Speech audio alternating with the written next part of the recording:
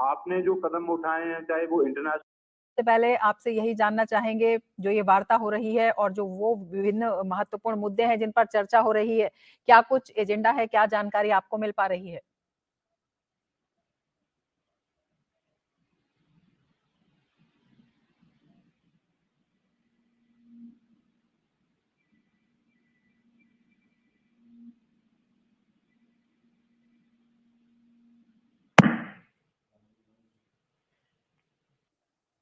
हमारे संवाददाता अमृतपाल सिंह हमारे साथ जुड़ेंगे, लेकिन हम आपको बता दें कि प्रधानमंत्री की वार्ता हो रही है संयुक्त राष्ट्र महासचिव एंटोनियो गुटेरेस के साथ। बेहद अहम ये वार्ता है। विभिन्न महत्वपूर्ण मुद्दों पर चर्चा अपने आप में बेहद महत्वपूर्ण हो जाता है और इसका गुजरात में आयोजन बेहद महत्वपूर्ण है। इसके बारे में हम तमाम जानकारी देंगे, हम अपने संवाददाताओं से भी जुड़ेंगे, लेकिन आपको हम बता दें कि ये चर्चा हो रही है और अपने आप में इस चर्चा को काफ़ी महत्वपूर्ण माना जा रहा है, काफ़ी अहम माना जा रहा है विभिन्न मुद्दों को लेकर।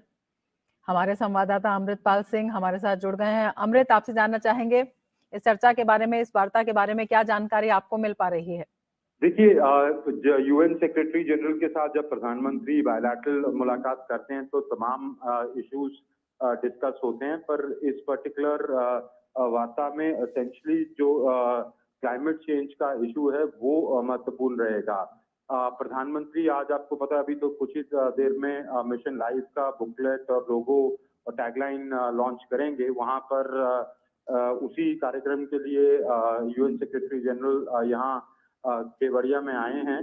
तो ये बायलैटरल उससे पहले उस कार्यक्रम से पहले हो रही है, जहां एसेंशियली क्लाइमेट चेंज को लेकर पीपल सेंट्रिक या ह्यूमन सेंट्रिक अप्रोच अडॉप्ट करके कैसे जो सस्टेनेबल डेवलपमेंट गोल्स हैं उनको अचीव किया जा सकता है। और इस जो मिशन है या ये कैंपेन है, इसको वर्ल्ड वाइड कैसे वैश्विक तौर मतलब ग्लोबली इसको कैसे लोगों तक लेके जाया जा सकता है, इस बारे में दोनों प्रधानमंत्री मोदी और सेक्रेटरी जनरल ग्यूटेरेस के बीच में ये मुद्दा अहम रहेगा। उसके अलावा जो तमाम विश्व के इस वक्त मुद्दे हैं वो उन पर भी बात हो सकती है, पर ये क्योंकि स्ट्रक्चर्ड छोटी मुलाकात है, बहुत लंबी नहीं, करीब आधे घंटे की शेड्यूल्ड है। अभी 10 मिनट ऑलरेडी हो चुके हैं इस बातचीत को।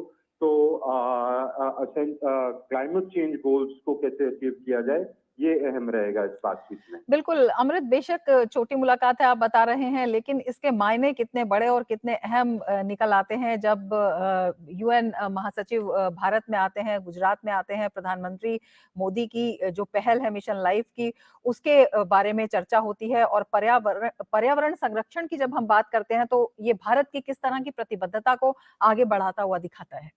देखिए, प्रतिबद्धता भारत की क्लाइमेट चेंज को लेकर बड़ी एक बड़ा अहम रोल भारत ने प्ले किया है।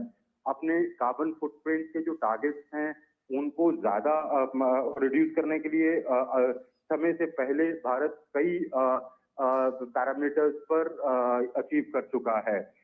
दूसरी बात ये है कि आप अगर डेवलप्ड वर्ल्ड के साथ कंपेयर करें, per capita carbon footprint India का वैसे ही कम है। डेवलपिंग देश होने के बावजूद भी, दुनिया का बड़ा ग्रोथ इंजन होने के बावजूद भी। फिर दूसरी बात यह है कि अब जब प्रधानमंत्री ने पिछले साल ग्लासगो में COP26 की जो समिट हुई थी, वहां पर इस आइडिया को फ्लोट किया था, और उसके बाद फिर इस साल जून में अलग अलग स्टेक होल्डर्स के साथ जहां बिल गेट्स मौजूद थे, जहां यूएनईपी की एग्जीक्यूटिव डायरेक्टर साहिबा मौजूद थी, यूएनडीपी के ग्लोबल हेड मौजूद थे, वर्ल्ड बैंक के प्रेसिडेंट मौजूद थे। उनकी मौजूदगी में भी इस बात पर स्ट्रेस हुआ था कि क्लाइमेट चेंज गोल्स को अगर अचीव करना है तो पीपल सेंट्रिक अप्रोच लेके चलनी पड़ेगी। और आप सरकारें तो जो कदम उठा रही हैं वो उठा रही हैं, पर जो पीपल सेंट्रिक अप्रोच है वो लेके चलनी पड़ेगी कि इंडिविजुअल्स, कम्युनिटीज, सोसाइटीज ये क्या रोल प्ले कर सकते हैं। बिल्कुल, पीपल सेंट्रिक अप्रोच की आप बात कर रहे हैं और अगर हम मिशन लाइफ की बात करते हैं तो प्रधानमंत्री मोदी के एक बड़े विजन की परिकल्पना ये दिखाती है, किस तरह से इसे वैश्विक रूप से एक जन आंदोलन बनाने की शुरुआत कहा जा सकता है। जी, बिल्कुल। देखें, जैसे मैं कह रहा हूँ कि आइडिया यही है कि लोगों की भागीदारी हो और इसको एक जन आंदोलन बनाया जाए। भारतीय प्रधानमंत्री ने भारत दुनिया की आबादी में एक बड़ा कंट्रीब्यूटर है। 8 बिलियन आबादी है, उसमें से एक 3.3 मतलब 1.3 बिलियन तो हिंदुस्तानी हैं। तो जब भारत ये पहल लेता है तो उसके काफ़ी लॉन्ग टर्म परिणाम होते हैं। पर अगर ये मूवमेंट जन आंदोलन बन जाए और पूरे विश्व में बन जाए, खास करके जो कैपिटलिस्ट सोसाइटीज में एक कंज्यूमरिस्ट माइंडसेट है, माइंडलेस कंजम्पशन करना, वो पिछले इंडस्ट्रियल रेवोल्यूशन 100 साल में ये माइंडसेट जो डेवलप हो गया है, उसको अगर आप चेंज करें कि हम ग्रोथ तो करेंगे पर हम और डेवलपमेंट भी करेंगे पर एक सस्टेनेबल तरीके से करेंगे। तो मेरे ख्याल से ये पहल भारत की इसको एक जन आंदोलन बनाने के लिए भारत में नहीं वैश्विक लेवल पर एक बड़ा रोल अदा करेगी। बिल्कुल और आपसे ये भी जानना चाहेंगे कि इसमें जिस तरह की शुरुआत भारत ने की है, इसके अलावा भी पर्यावरण संरक्षण को लेकर भारत का जो रुख रहा है, उसमें जो वैश्विक प्रतिबद्धता भी एक दिखाई देती है, उसे आप कितना महत्वपूर्ण स्थान पूरे अगर हम वैश्विक रूप से देखते हैं तो मिलता हुआ दिखाई दे रहा है? रमा, प्लीज सवाल दोबारा दोहराएंगी? अमृत, मैं ये आपसे जानना चाह रही थी कि जिस तरह से भारत ने पर्यावरण संरक्षण को लेकर तमाम मंचों पर आवाज उठाई है, जिस तरह से भारत की आवाज को एक महत्व भी मिला है, किस तरह से उसकी ध्वनि अब वैश्विक स्तर पर ये दिखाई देती है? देखिए, यूएन सेक्रेटरी जनरल का आना और इस प्रोग्राम में शिरकत करना, ये अपने आप में दिखाता है कि कैसे विश्व इस बात को रिकॉग्नाइज करता है कि भारत का एक अहम रोल रहा है, भारतीय स्टेट का भी और भारतीय लोगों का भी, और ट्रेडिशनली भी रहा है। मतलब आप जो नेचर का, प्रकृति का हमारी इंडियन एथॉस में जो स्थान है वो वेल नोन है कि हम कैसे इंटीग्रेटेड हैं एनवायरनमेंट के साथ। और अब ये दुनिया इस बात को रियलाइज कर रही है कि ग्रोथ डेवलपमेंट जरूरी है लोगों की तरक्की के लिए, पर सस्टेनेबल तरीके से कैसे की जाए ये भारत जैसी सोसाइटी से सीखा जा सकता है। और यूएन सेक्रेटरी जनरल का जैसे मैंने कहा कि यहाँ आना और इसमें शिरकत करना अपने आप में एक मैसेजिंग है दुनिया को कि आप इन प्रैक्टिसेस को अडॉप्ट करें, इन प्रैक्टिसेस से सीखें और आगे की राह तरक्की की और डेवलपमेंट की यही है कि आप सस्टेनेबल जो लाइफस्टाइल है उसको अडॉप्ट करें अपनी निजी जिंदगी में भी। बिल्कुल और ये जो सस्टेनेबल लाइफस्टाइल है, इसको विस्तार से आपसे समझना चाहेंगे कि किस तरह का संदेश ये पूरा कार्यक्रम देता हुआ दिखाई देता है? सस्टेनेबल लाइफस्टाइल देखिए, आप अपनी रोजमर्रा की जिंदगी में छोटे छोटे चेंजेस करें। दफ्तर अगर आपका पास है, चल के जा सकते हैं, चल के जाएं, गाड़ी पे क्यों जाना है, प्रदूषण करता है। आप कमरे से एक दूसरे कमरे जा रहे हैं, आप बंद करके जाएं, पंखे जो बिजली के उपकरण हैं, लाइट्स बंद करके जाएं। ये छोटी छोटी आदतें अगर हम डाल लें तो आप देखें कि एक स्टडी के मुताबिक कि आप अगर दुनिया के 8 बिलियन लोग ऐसे छोटे छोटे कदम अपनी निजी जिंदगी में उठा लें तो आप करीब 20% कार्बन फुटप्रिंट वैसे ही कम हो जाएगा। आपको बड़े जो सरकारें मैक्रो डिसीजंस लेती हैं कि जी फलाने बिजली के प्रोजेक्ट्स, ग्रीन रिन्यूएबल एनर्जी, वो सरकारें तो जो कर रही हैं सो कर रही हैं। अगर लोग अपनी रोजमर्रा की जिंदगी में रीयूज, रिसाइकल, माइंडलेस कंजम्पशन जिसकी जरूरत नहीं है वो ना करें, अगर ऐसे छोटे छोटे कदम उठा ले तो ये एक ट्रूली एक जन आंदोलन बन जाए तो आप बड़े टारगेट्स अचीव कर सकते हैं। तो ये एक मैसेजिंग का इस प्लेटफॉर्म को स्टैचू ऑफ यूनिटी से आज एकता नगर केवड़िया से यही मैसेज दुनिया भर में भेजने की कोशिश की जा रही है कि अब आप ये इतना प्रेसिंग इशू है, इतना बड़ा हमारे लिए संकट है कि ये सिर्फ सरकारों पर नहीं छोड़ा जा सकता। It cannot be left to the governments alone. आपको मेरे को इसमें उतरना पड़ेगा अगर हमने अपनी अगली जनरेशन्स को एक लिवेबल प्लैनेट देके जाना है। और ये कोई बहुत बड़ी आपको चेंजेस करने की जरूरत नहीं है, छोटे छोटे चेंजेस करने की जरूरत है। और मेरा क्या, और वो उसमें अगर पर हम कलेक्टिवली करें तो उसके बड़े इफेक्टिव और पावरफुल रिजल्ट्स हो सकते हैं। तो मेरा ख्याल है कि ये जो मैसेजिंग है आज यहाँ गुजरात केवड़िया से, ये मैसेज भेजने की कोशिश की जा रही है।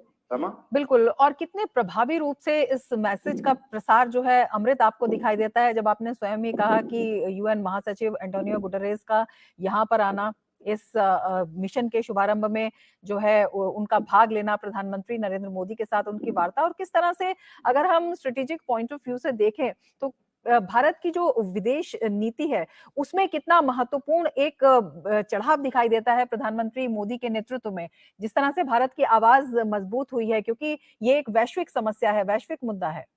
बिल्कुल वैश्विक मुद्दा है, पर भारत इसमें एक अपना इफेक्टिव रोल प्ले करना सिर्फ आज से नहीं, काफी अरसे से ये कहता आया है। आपने जो कदम उठाए हैं, चाहे वो इंटरनेशनल सोलर अलायंस एस्टैब्लिश करना हो, उसका फाउंडर मेंबर होना हो, ग्लासगो कॉप 26 पर जब ये आइडिया प्रमोट किए थे, यहाँ इंट्रोड्यूस किए थे प्रधानमंत्री मोदी, अलग अलग जैसे मैंने कहा स्टेक होल्डर्स के साथ, Bill Gates Melinda Gates foundation के साथ, वर्ल्ड बैंक के साथ, यूएनईपी के साथ, यूएनडीपी के साथ, एकेडेमिया के साथ, जब जून में 5 जून को जब प्रधानमंत्री ने ये मीटिंग की थी और कहा था कि आप एकेडेमिया को इन्वॉल्व करें, पेपर्स लिखे एकेडेमिया के, कैसे इफेक्टिव कदम हम जो कॉमन मैन है, जो जनरल सिटीजनरी है, वो उठा सकती है। बहुत बड़े चेंजेस अपनी जिंदगी में लाने की जरूरत नहीं है, छोटे छोटे चेंजेस लाकर ही आप बड़े टारगेट्स अचीव कर सकते हैं, बशर्ते कि आप ये एक जन आंदोलन बन जाए। तो भारत का एक इफेक्टिव रोल रहा है। आज जब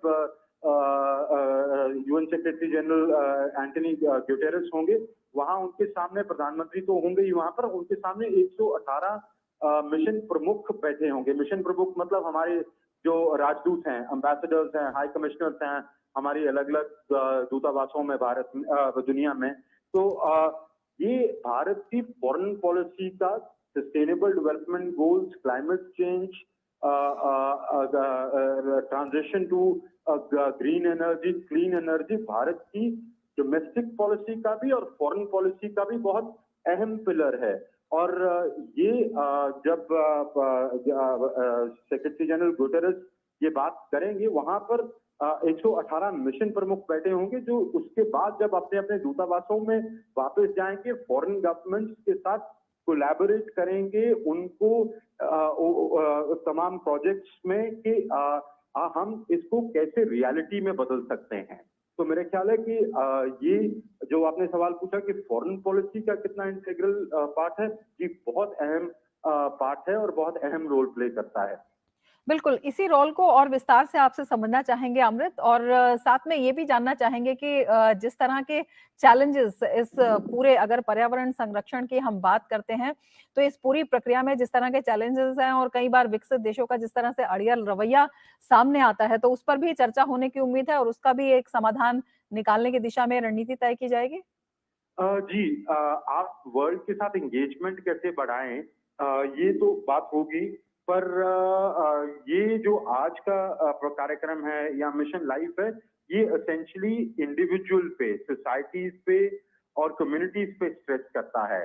तो इसका जो ऑब्जेक्टिव सरकारों के लेवल पर जो काम हो रहे हैं या जो बड़े मैक्रो लेवल पर उस पद पे काम होते हैं, वो नहीं है।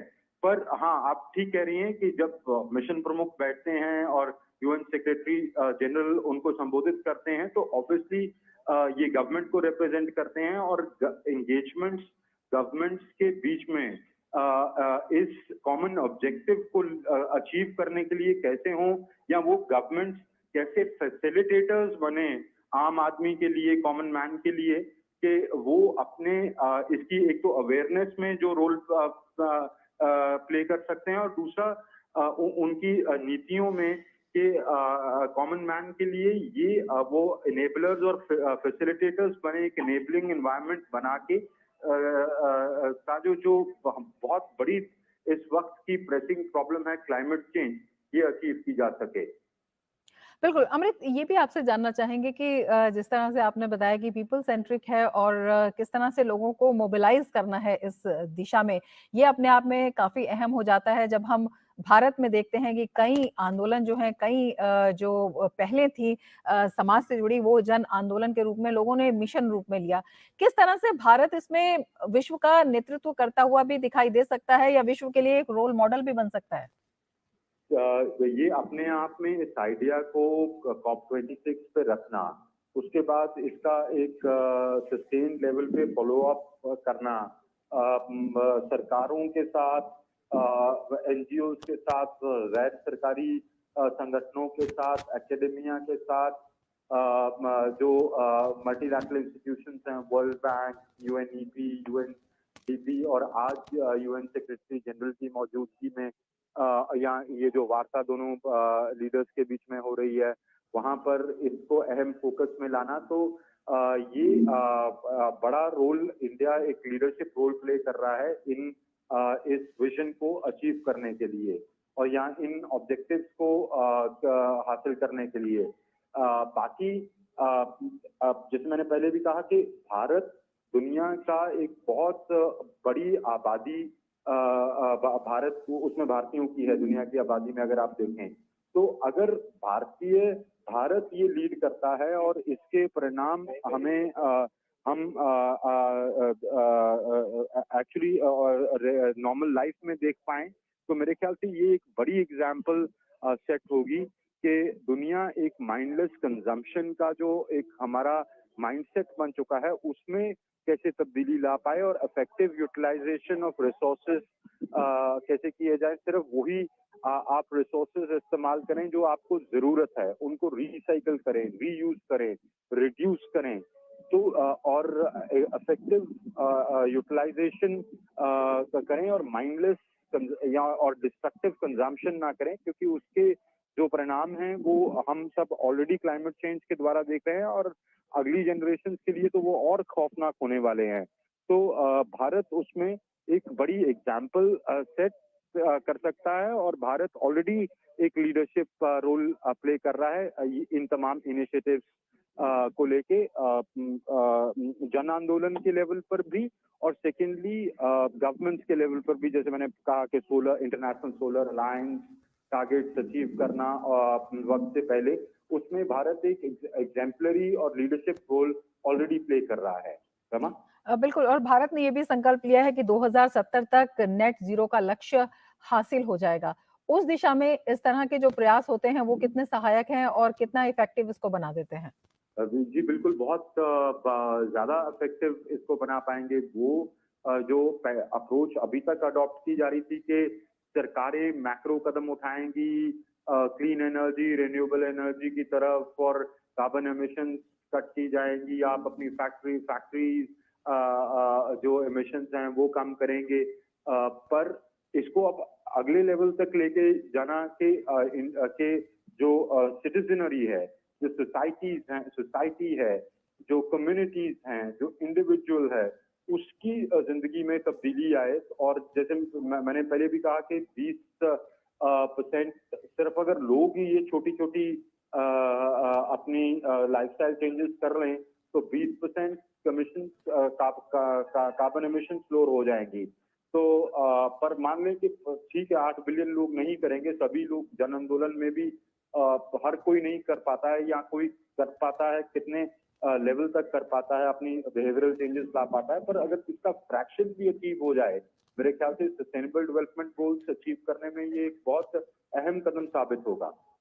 बिल्कुल, अमृत आपसे ये भी जानना चाहेंगे कि जब हम व्यक्ति आधारित परिवर्तन की बात करते हैं, समाज आधारित परिवर्तन की बात करते हैं, जिसमें खुद की जीवन शैली बदलने की बात होती है या उसमें कुछ अच्छी चीज़ें शामिल करने की बात होती है, अच्छी आदतें शामिल करने की बात होती है, वो उस दिशा में जाना एक अलग बात है। लेकिन इसके अलावा अगर हम बात करें एनर्जी कंज़म्पशन की या बात करें जो बढ़ते उद्योग धंधे हैं, जो ज़रूरत भी है और उनमें लगने वाली जो ऊर्जा है, तो उसके वैकल्पिक स्रोतों की भी बात की जाएगी, जिनसे कि कम से कम कार्बन एमिशन हो और किस तरह से इसमें आगे बढ़ा जाए, किस तरह से इसके जो वैकल्पिक स्रोत हैं, वो तैयार किए जाएँ, ये भी वार्ता का हिस्सा हो सकता है? जी, एब्सोल्युटली कि आप एक ट्रांजिशन तो आपको करनी पड़ेगी और उसकी तरफ तमाम कदम भी उठाए जा रहे हैं। जो रिन्यूएबल एनर्जीज पे रिसर्च हो रही है, रिन्यूएबल एनर्जी, ग्रीन एनर्जी पे आप ट्रांजिशन कर रहे हैं दुनिया के अलग-अलग कोनों में। सोलर अलायंसेस जैसे इनिशिएटिव्स हैं, इंटरनेशनल सोलर अलायंसेस जैसे सोलर पावर, विंड पावर, इनको कैसे हार्नेस किया जाए और अभी इनका जो भागीदारी है टोटल एनर्जी प्रोडक्शन में वो कम है। अभी भी फॉसिल फ्यूल्स ही ज्यादा एनर्जी के सोर्सेज हैं दुनिया में, पर इसके जो नुकसानात हैं वो हम सब जानते हैं। तो अब गवर्नमेंट्स के लेवल पर, इंटरनेशनल ऑर्गेनाइजेशंस के लेवल पर, यूएन के लेवल पर, यूएन की अलग अलग एजेंसीज के लेवल पर, यूएनएफसीसी के लेवल पर ये कैसे अचीव किया जाए, ये भी वार्ता का इस पर भी दोनों लीडर्स के बीच में चर्चा होगी। अमृता, आपसे ये भी जानना चाहेंगे, दुनिया भर में भारतीय मिशनों के 118 प्रमुख जो हैं, वो एक मंच पर यहाँ पर मौजूद रहेंगे। 3 दिन में करीब 23 सत्र का आयोजन होगा।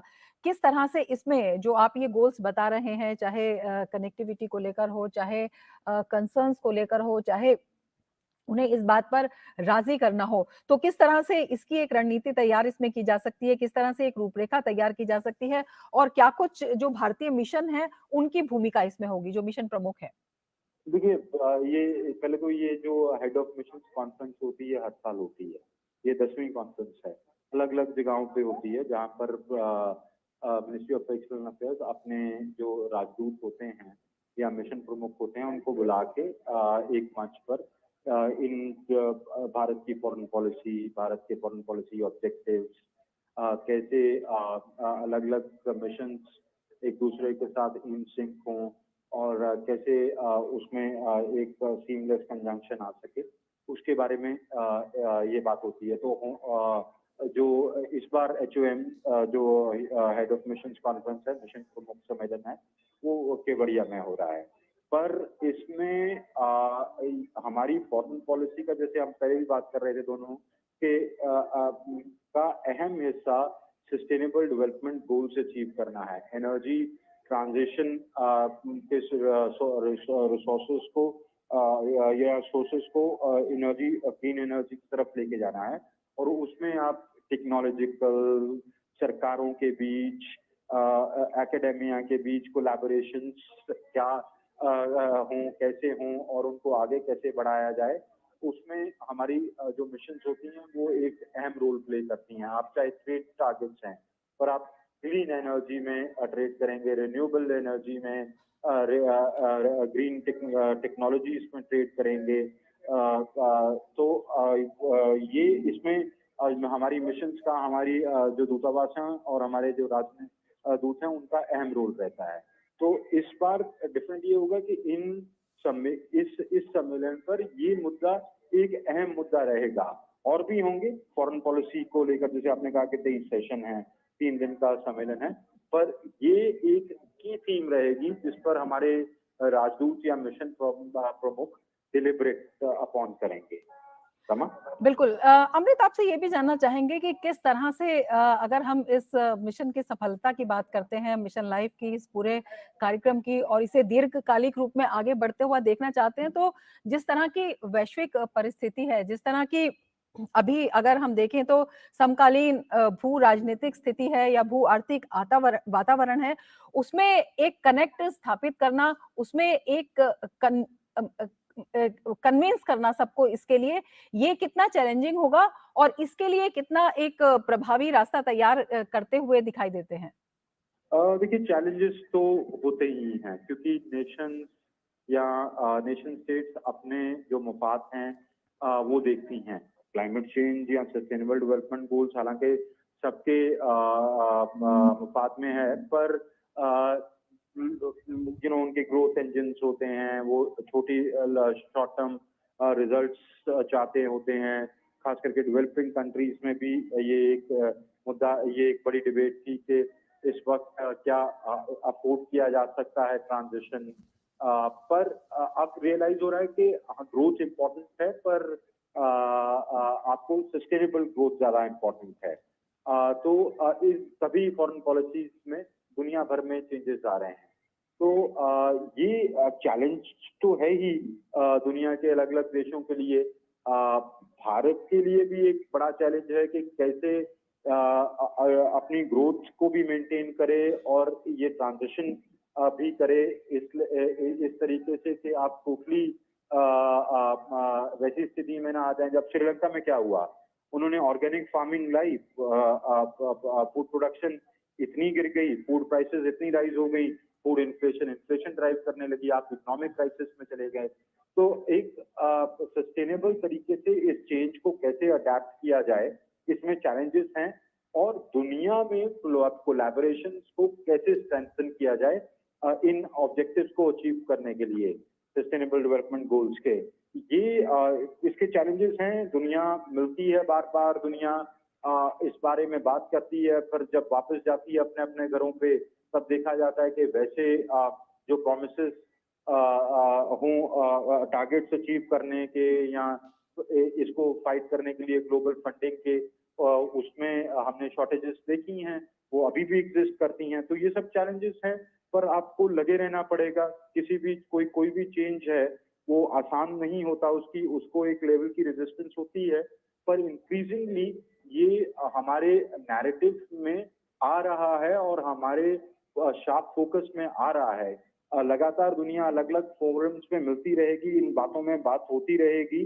कई बार लगेगा कि बातें ज्यादा हैं, काम कम है, या बड़ी बातें हैं, उसके रिजल्ट्स उतने नहीं अचीव हो रहे, पर धीरे धीरे धीरे धीरे ये चेंज आएगा। ह्यूमैनिटी के लिए ये कितना इम्पोर्टेंट है, हमारी एग्जिस्टेंस के लिए ही, क्योंकि ये अब स्थिति ये हो गई है कि अब ये हमारी एग्जिस्टेंस थ्रेटन करने पे आ गया है।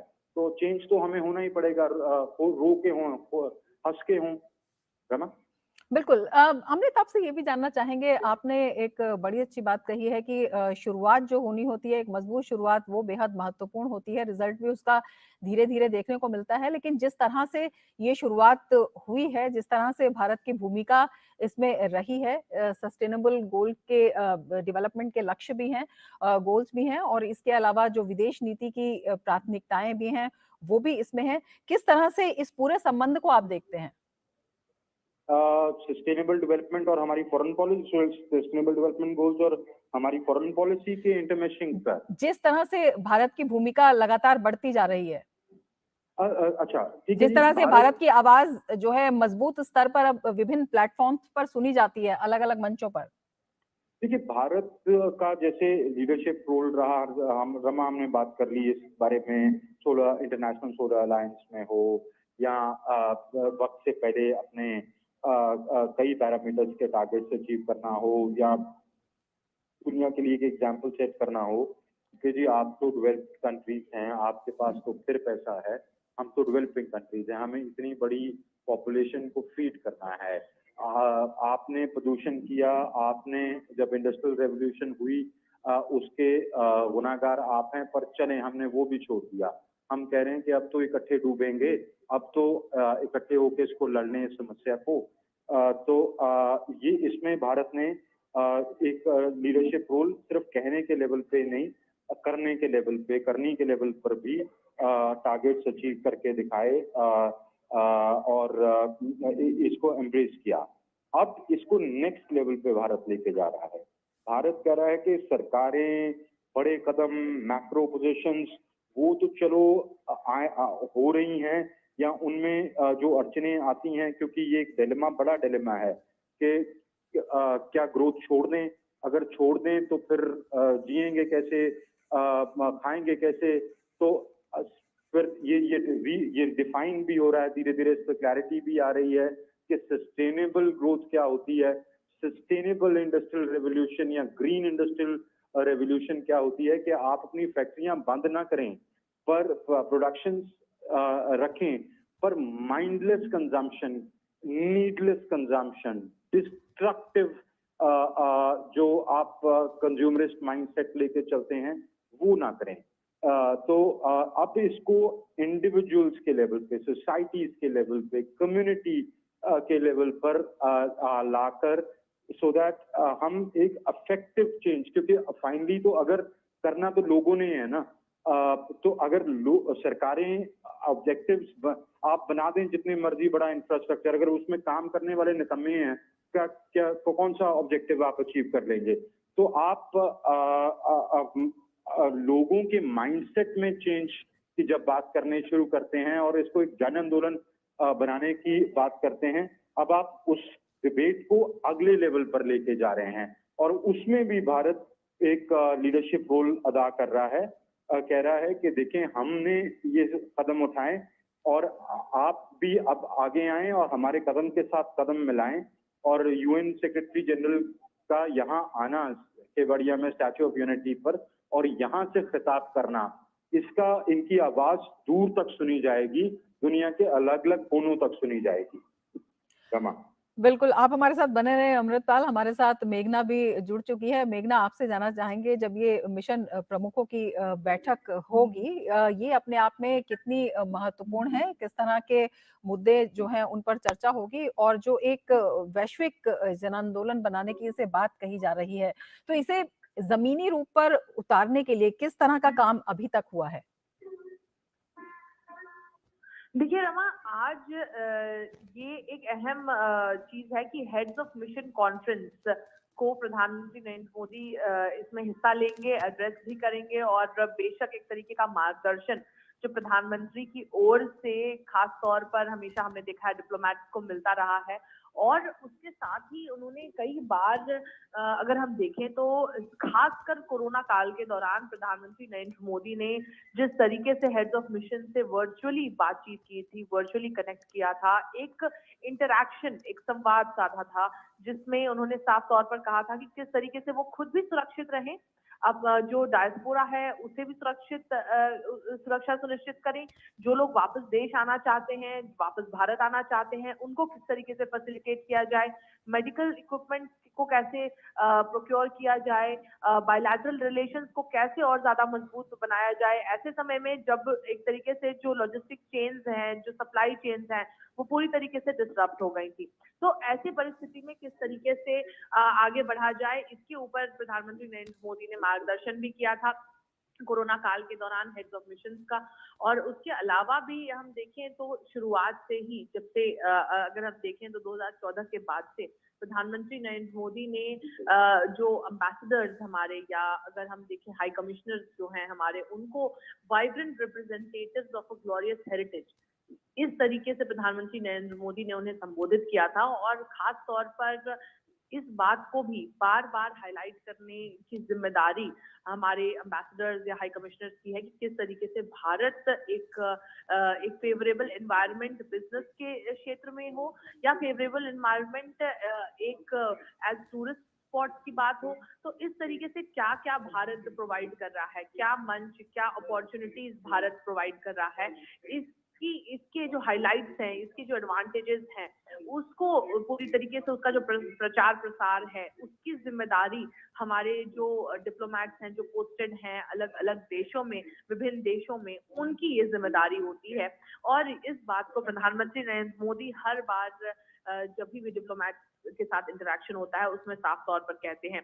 और अगर हम देखें तो प्रधानमंत्री नरेंद्र मोदी ने कुछ ही समय पहले एक और अहम मीटिंग को एड्रेस किया था, जिस मीटिंग में खास तौर पर अगर देखें तो बिजनेस को बहुत ज्यादा फोकस में रखा गया था कि किस तरीके से जो हेड्स ऑफ इंडियन मिशन हैं जो विदेशों में भारत की, और कई ऐसे स्टेक होल्डर्स जो ट्रेड और कॉमर्स सेक्टर से जुड़े हुए हैं, उनके साथ इंटरेक्शन प्रधानमंत्री ने किया था।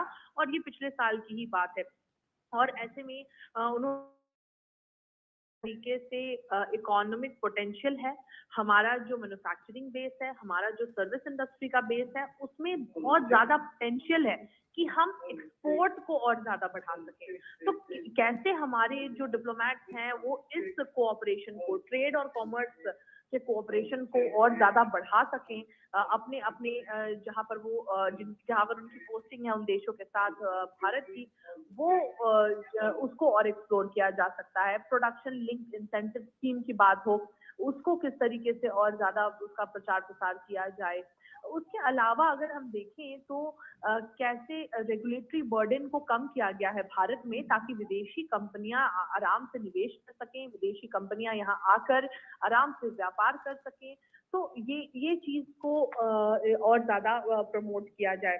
उसके अलावा भी देखें तो कई ऐसी चीजें हैं कि देखें नए डेस्टिनेशंस, नए प्रोडक्ट्स, कई ऐसी चीजों पर प्रधानमंत्री नरेंद्र मोदी का जोर रहा है। और ये एक प्रमुख विषय बेशक रह सकता है आज भी, जब प्रधानमंत्री Narendra Modi heads of mission conference में इंटरेक्शन करेंगे, एड्रेस भी करेंगे। और अगर देखें रमा, तो पिछले कई सालों में जिस तरीके से हम देखते हैं, जिस तरीके का एक कह सकते हैं रिएक्शन, और जिस तरीके का वर्चस्व भारत का बढ़ा है एज अ ग्लोबल पावर, वो बेशक उसका काफी बड़ा जो श्रेय है, जो हमारे जो डिप्लोमैट्स जो हैं वो लगातार जो देशों में काम कर रहे हैं, उनको इस बात का भी श्रेय जाता है। और साफ तौर पर कोविड के दौरान जिस तरीके का कोऑपरेशन रहा है भारत की तरफ से भी, जिस तरीके से वैक्सीन मैत्री की अगर हम बात करें, या फिर दूसरे देशों ने जब सेकेंड वेव कोविड की भारत में जो आई, उस समय जो दूसरे देशों ने भी भारत की मदद की, तो ये एक कोऑपरेशन है जिसमें साफ तौर पर नजर आया कि भारत ने कितने बेहतर जो अगर कहें तो संबंध बनाए हैं कई देशों के साथ पूरे विश्व में। और आज भी जब हम देखते हैं तो ये काफी ज्यादा इसका जो रिफ्लेक्शन है मल्टीलैटरल बायलैटरल प्लेटफॉर्म्स पर नजर आता है। जब प्रधानमंत्री नरेंद्र मोदी किसी भी मल्टीलैटरल प्लेटफॉर्म पर जाते हैं तो जिस तरीके का प्रतिसाद वर्ल्ड लीडर्स के द्वारा उन्हें प्राप्त होता है, ये बेशक जिसको बयान करने की जरूरत भी नहीं पड़ती है, जो विजुअल्स में, फोटोज में, इमेजेस में, शॉट्स में साफ तौर पर नजर आता है। तो ये कुछ ऐसी चीजें हैं जो और एनवायरनमेंट के क्षेत्र में, क्लाइमेट चेंज के क्षेत्र में, काउंटर टेररिज्म एफर्ट्स की अगर हम बात करें, यूएनएससी में जिस तरीके से भारत ने अपनी प्रेसिडेंसी के दौरान किस तरीके से खासतौर पर अफगानिस्तान के मुद्दे की बात हो, ड्रग ट्रैफिकिंग की बात हो, काउंटर टेररिज्म की बात हो, काफी चीजों को स्पष्ट रूप से सामने रखा। और इस चीज को भी किस तरीके से और ज्यादा सशक्त रूप से मल्टीलैटरल प्लेटफॉर्म्स पर रखा जाए, यूएन में रखा जाए, इन सभी चीजों पर भी बेशक चर्चा हो सकती है, तो उम्मीद जताई जा सकती है।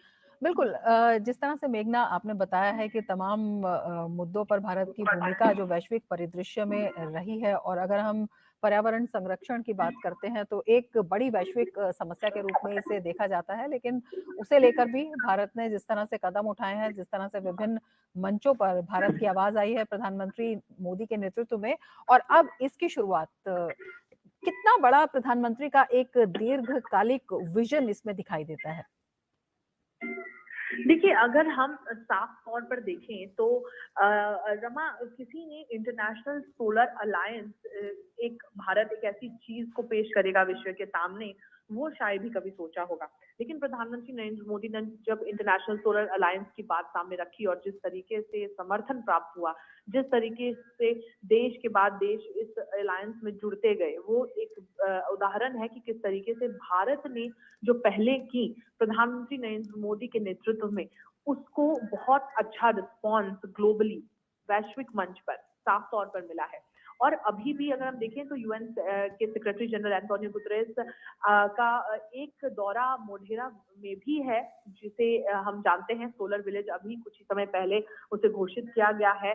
किस तरीके से रिन्यूएबल्स के क्षेत्र में भारत आगे बढ़ रहा है, उसका जीता जागता उदाहरण मोढेरा है, जहां पर सूर्य मंदिर भी स्थित है, जो कि बहुत ज्यादा प्रख्यात है। और वहां भी विजिट करेंगे ये सेक्रेटरी जनरल।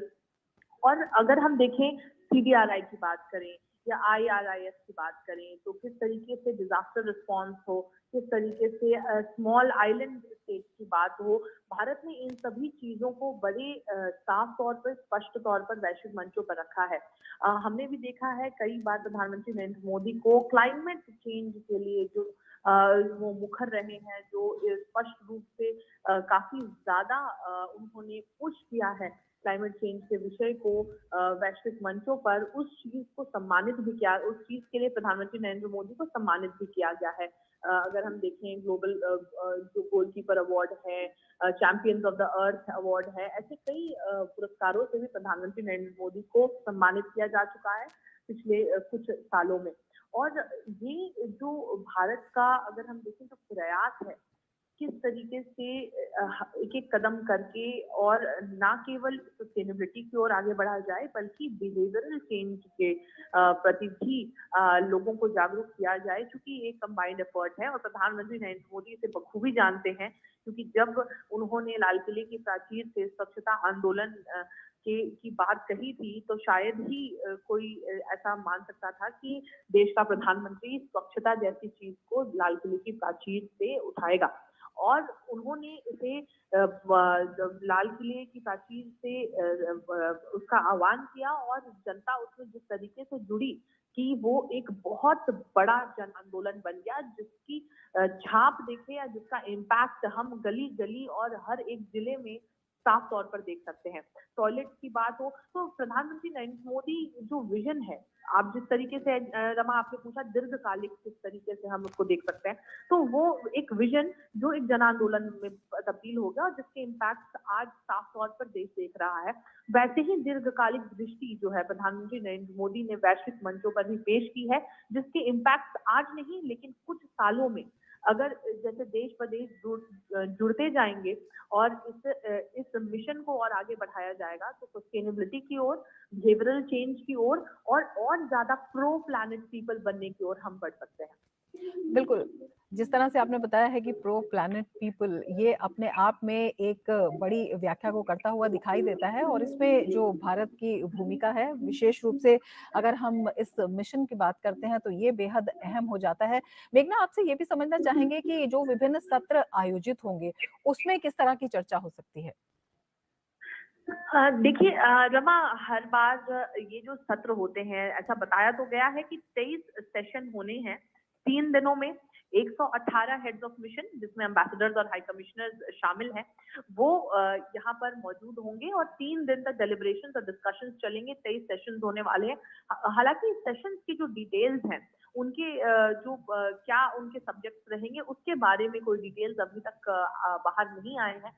लेकिन अगर हम देखें पिछले कुछ समय में जिस तरीके से भारत ने कई अलग अलग पहलुओं पर अपनी विदेश नीति की बात करें या अन्य ऐसे कंटेम्प्ररी सब्जेक्ट जिसे कह सकते हैं, बायलैटरल कोऑपरेशन के कंटेम्प्ररी सब्जेक्ट की बात करें, उस पर भारत ने जिस तरीके से काम किया है, तो कुछ ऐसे विषयों का हम बेशक अंदाजा लगा सकते हैं। रमा, अगर हम देखें तो काउंटर टेररिज्म के एफर्ट्स को भारत ने साफ तौर पर यूएनएससी में भी अपने प्रेसिडेंसी के दौरान और लगातार हर मंच पर भारत काउंटर टेररिज्म को सामने रखा है कि किस तरीके से टेररिज्म एक ऐसा मेनेस है, एक ऐसी समस्या है जिससे हमें लड़ने के लिए लगातार प्रयासरत रहना पड़ेगा और देशों को साथ मिलकर इसके लिए और ज्यादा प्रयास करने पड़ेंगे और इसकी जरूरत है, आवश्यकता है।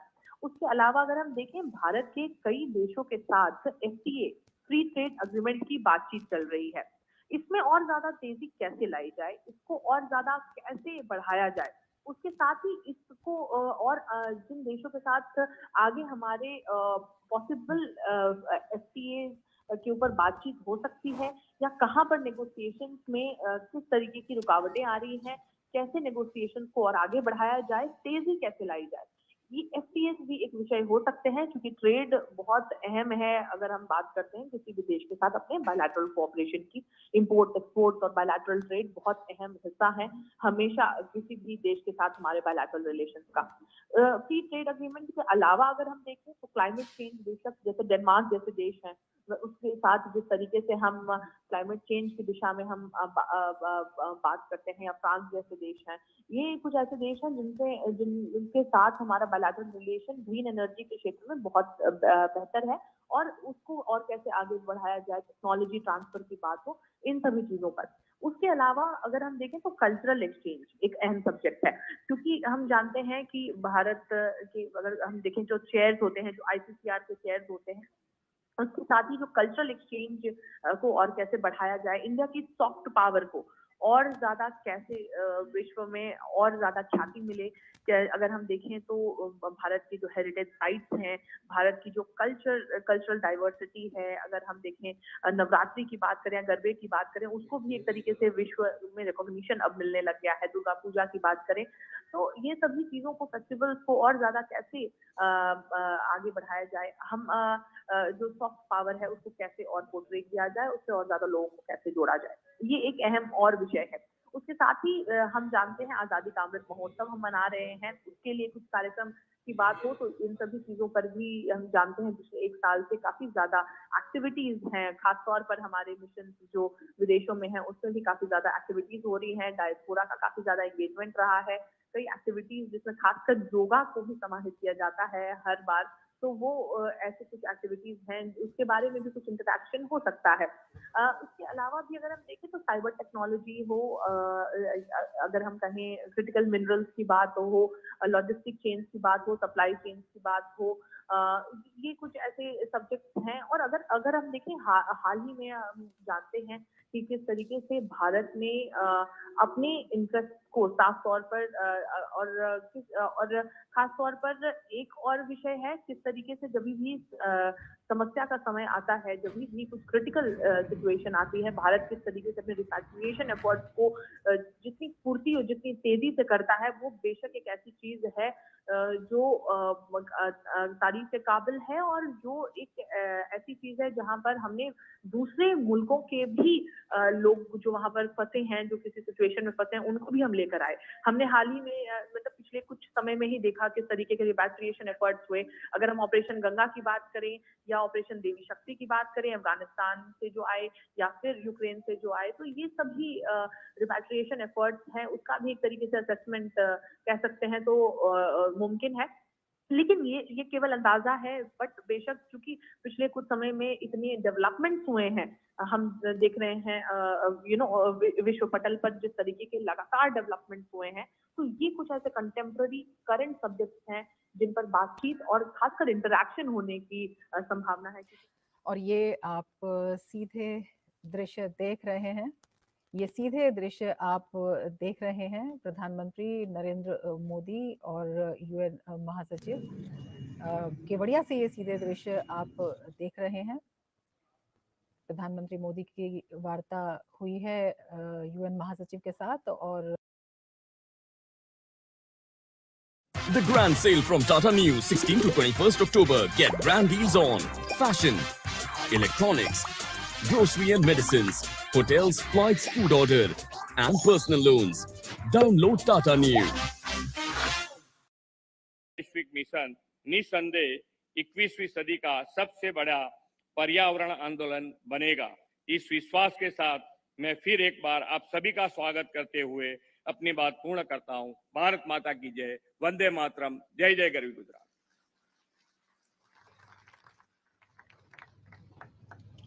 धन्यवाद मुख्यमंत्री जी।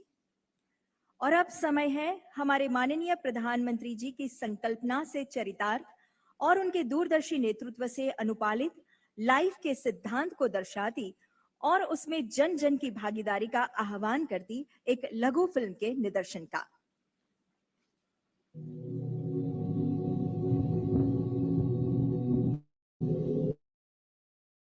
सब कहते हैं कि दुनिया बदल रही है।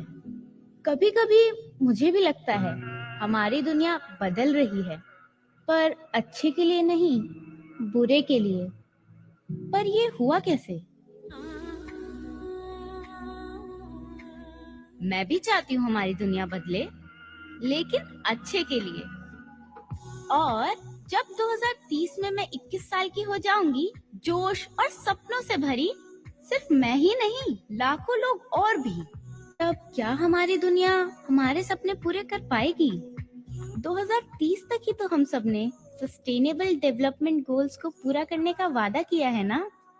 मतलब आज से 2000 दिन बाद क्या हम वो वादा पूरा कर पाएंगे एक साथ? हाँ, बिल्कुल। शायद इसका हल हमारे पास है, बस जरूरत है तो इसे जन आंदोलन बनाने की, स्वच्छ भारत मिशन की तरह। यही तो लाइफ है। लाइफ, पता है ये मैंने सबसे पहले कहाँ सुना? ये एक शब्द है लाइफ, LIFE, यानी लाइफ स्टाइल फॉर एनवायरमेंट। आज जरूरत है कि हम सभी लोग एक साथ आकर कलेक्टिव पार्टिसिपेशन के साथ लाइफ स्टाइल फॉर एनवायरमेंट यानी लाइफ को एक अभियान की तरह आगे बढ़ाएं। ये एनवायरमेंटल कॉन्शियस लाइफस्टाइल का एक मास मूवमेंट बन सकता है। आज आवश्यकता है माइंडलेस और डिस्ट्रक्टिव कंजम्पशन के बजाय माइंडफुल और डेलिबरेट यूटिलाइजेशन की। लाइफस्टाइल फॉर एनवायरनमेंट भारत में बना दुनिया के लिए। हमारे प्रधानमंत्री जी की ये सोच सिर्फ भारत के लिए ही नहीं, पूरे विश्व के लिए है। किसी एक इंसान या समुदाय के लिए ही नहीं, हर राष्ट्र के लिए है। और हम सब इस आंदोलन से जुड़ सकते हैं इन 5 कदमों से। पहला कदम वही जो हमारे दादा दादी, नाना नानी हमेशा करते आए हैं। सदियों से सुनते बोलते आ रहे हैं कि मौसम में लगे और आसपास उगे वही खाओ पियो, सेहत चौकस और साथ में खाने और ईंधन की बचत भी। நமது உணவுகள் இப்பொழுது மாற்றப்பட்டிருக்கிறது. நாம் தினைகளை இந்த நேரத்தில் வரவேற்றுக் கொள்கிறோம். ஆனால் தினைகள் நமது உணவுகளையும் மகிழ்ச்சியையும் கலாச்சாரத்தையும் அறிவு கொண்டு இருக்கிறது. அதனாலே நாங்கள் தினைகளை வரவேற்றுக் கொள்கிறோம். दूसरा कदम, कदम उठाओ, समझे? मेरी रोज की सवारी, बस नंबर 11, मेरे पैर।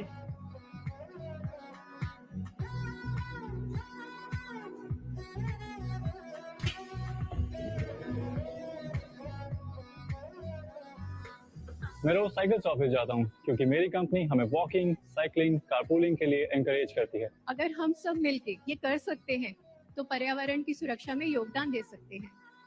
तीसरा, सही चुने और सही चुन पाए इसके लिए डिमांड भी करें। सोसाइटी में घर खरीद रहे हैं, बड़ा डिसीजन है, पर कुछ चीजें नॉन नेगोशिएबल हैं, जैसे water harvesting and solar panel, और इन्हें पूरा करना रियल एस्टेट इंडस्ट्री की रिस्पॉन्सिबिलिटी है। पहले कस्टमर हमारे पास आते थे ब्रांड के लिए, प्राइस के लिए, वारंटी के लिए। अब कस्टमर आते हैं हमारे पास 5 स्टार रेटिंग के लिए और LED बल्ब के लिए।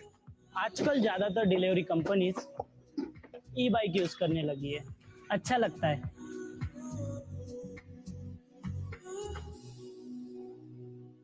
चौथा कदम सिंपल, लाइट स्विच ऑन करने के लिए स्विच ऑफ करो।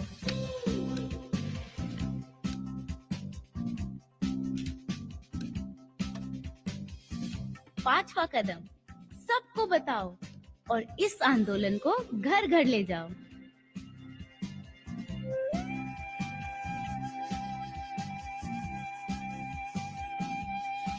मेरे देश को अपना वादा याद है और वो वादा हम बातों से नहीं, काम से पूरा करेंगे और हर देश, हर इंसान को साथ लेके पूरा करेंगे। एक्ट टुगेदर लाइफ के लिए।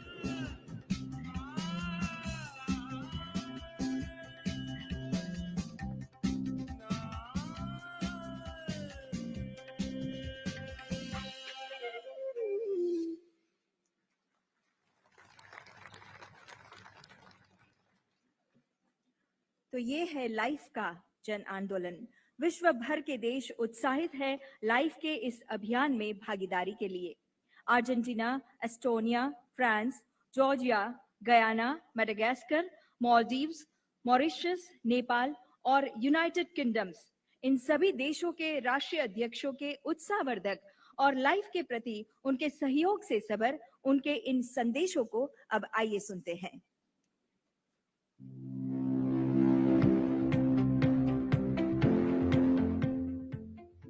Buenas tardes a todos y a todas. Estoy aquí en Buenos Aires, pero no quise estar ausente en este encuentro, al que nos ha convocado el primer ministro Modi. El mundo vive un tiempo singular, un tiempo asignado ya no solo por una pandemia, sino por una profunda desigualdad. Una desigualdad que hace que muy pocos concentren el ingreso y el hambre se distribuya entre millones de habitantes del mundo. El mundo además sufre una crisis porque está usando y malgastando recursos no renovables que además generan efectos en el ambiente definitivamente maliciosos.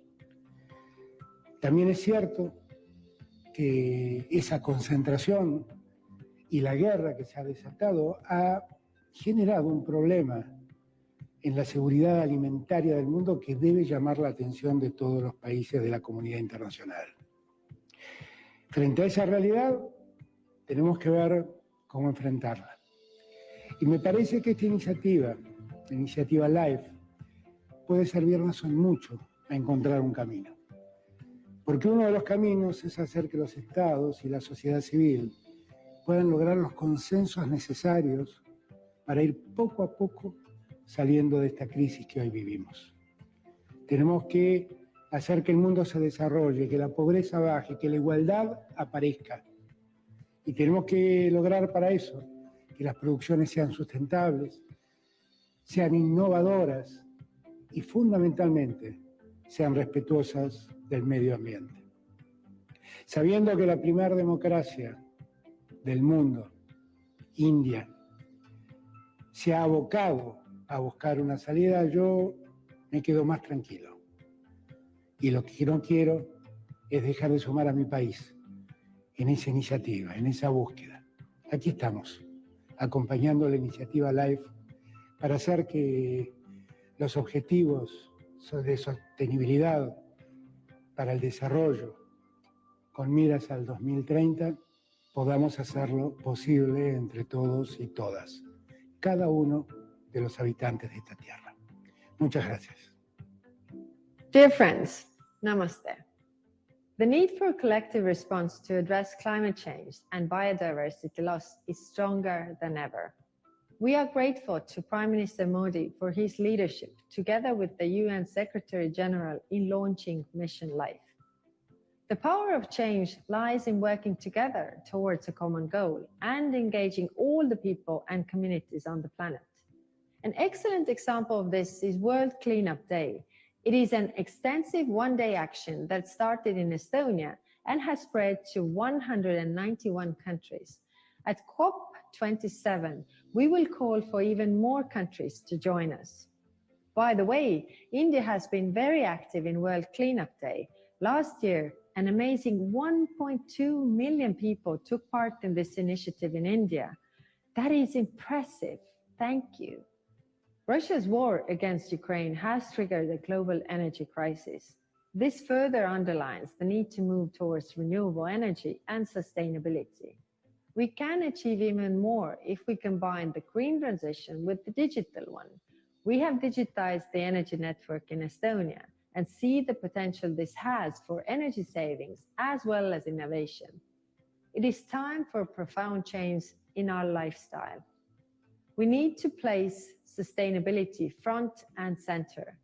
I'm glad that the climate action is one of India's G20 presidency priorities, and I wish you a successful presidency. Dear Prime Minister, dear Narendra, dear colleagues, dear friends, Namaste. I wish I could be with you in Kevadia for this very special moment. At a time when our world is subject to increasing geopolitical tensions, we have no choice but to choose cooperation over division for one single reason. No one can address global challenges, and especially climate change, on its own. The LIFE initiative is part of this agenda for stronger cooperation. I wanted to say a few words to wish you a great success in its implementation. At the current pace, if the global population reaches 9.6 billion by 2050, the equivalent of almost 3 planets could be required to provide the natural resources needed to sustain current lifestyles. Governments, businesses, people, we must therefore all cooperate and rethink our models and behaviors. Sustainable consumption is all about doing more and better with less. We are already on that track. The current surge in energy prices is leading many countries in Europe to take the path of sobriety. In France, we will reduce our energy consumption by 10%, acting all over the board in transportation, housing, industries, and other sectors. But this will not be a temporary response before going back to our old ways.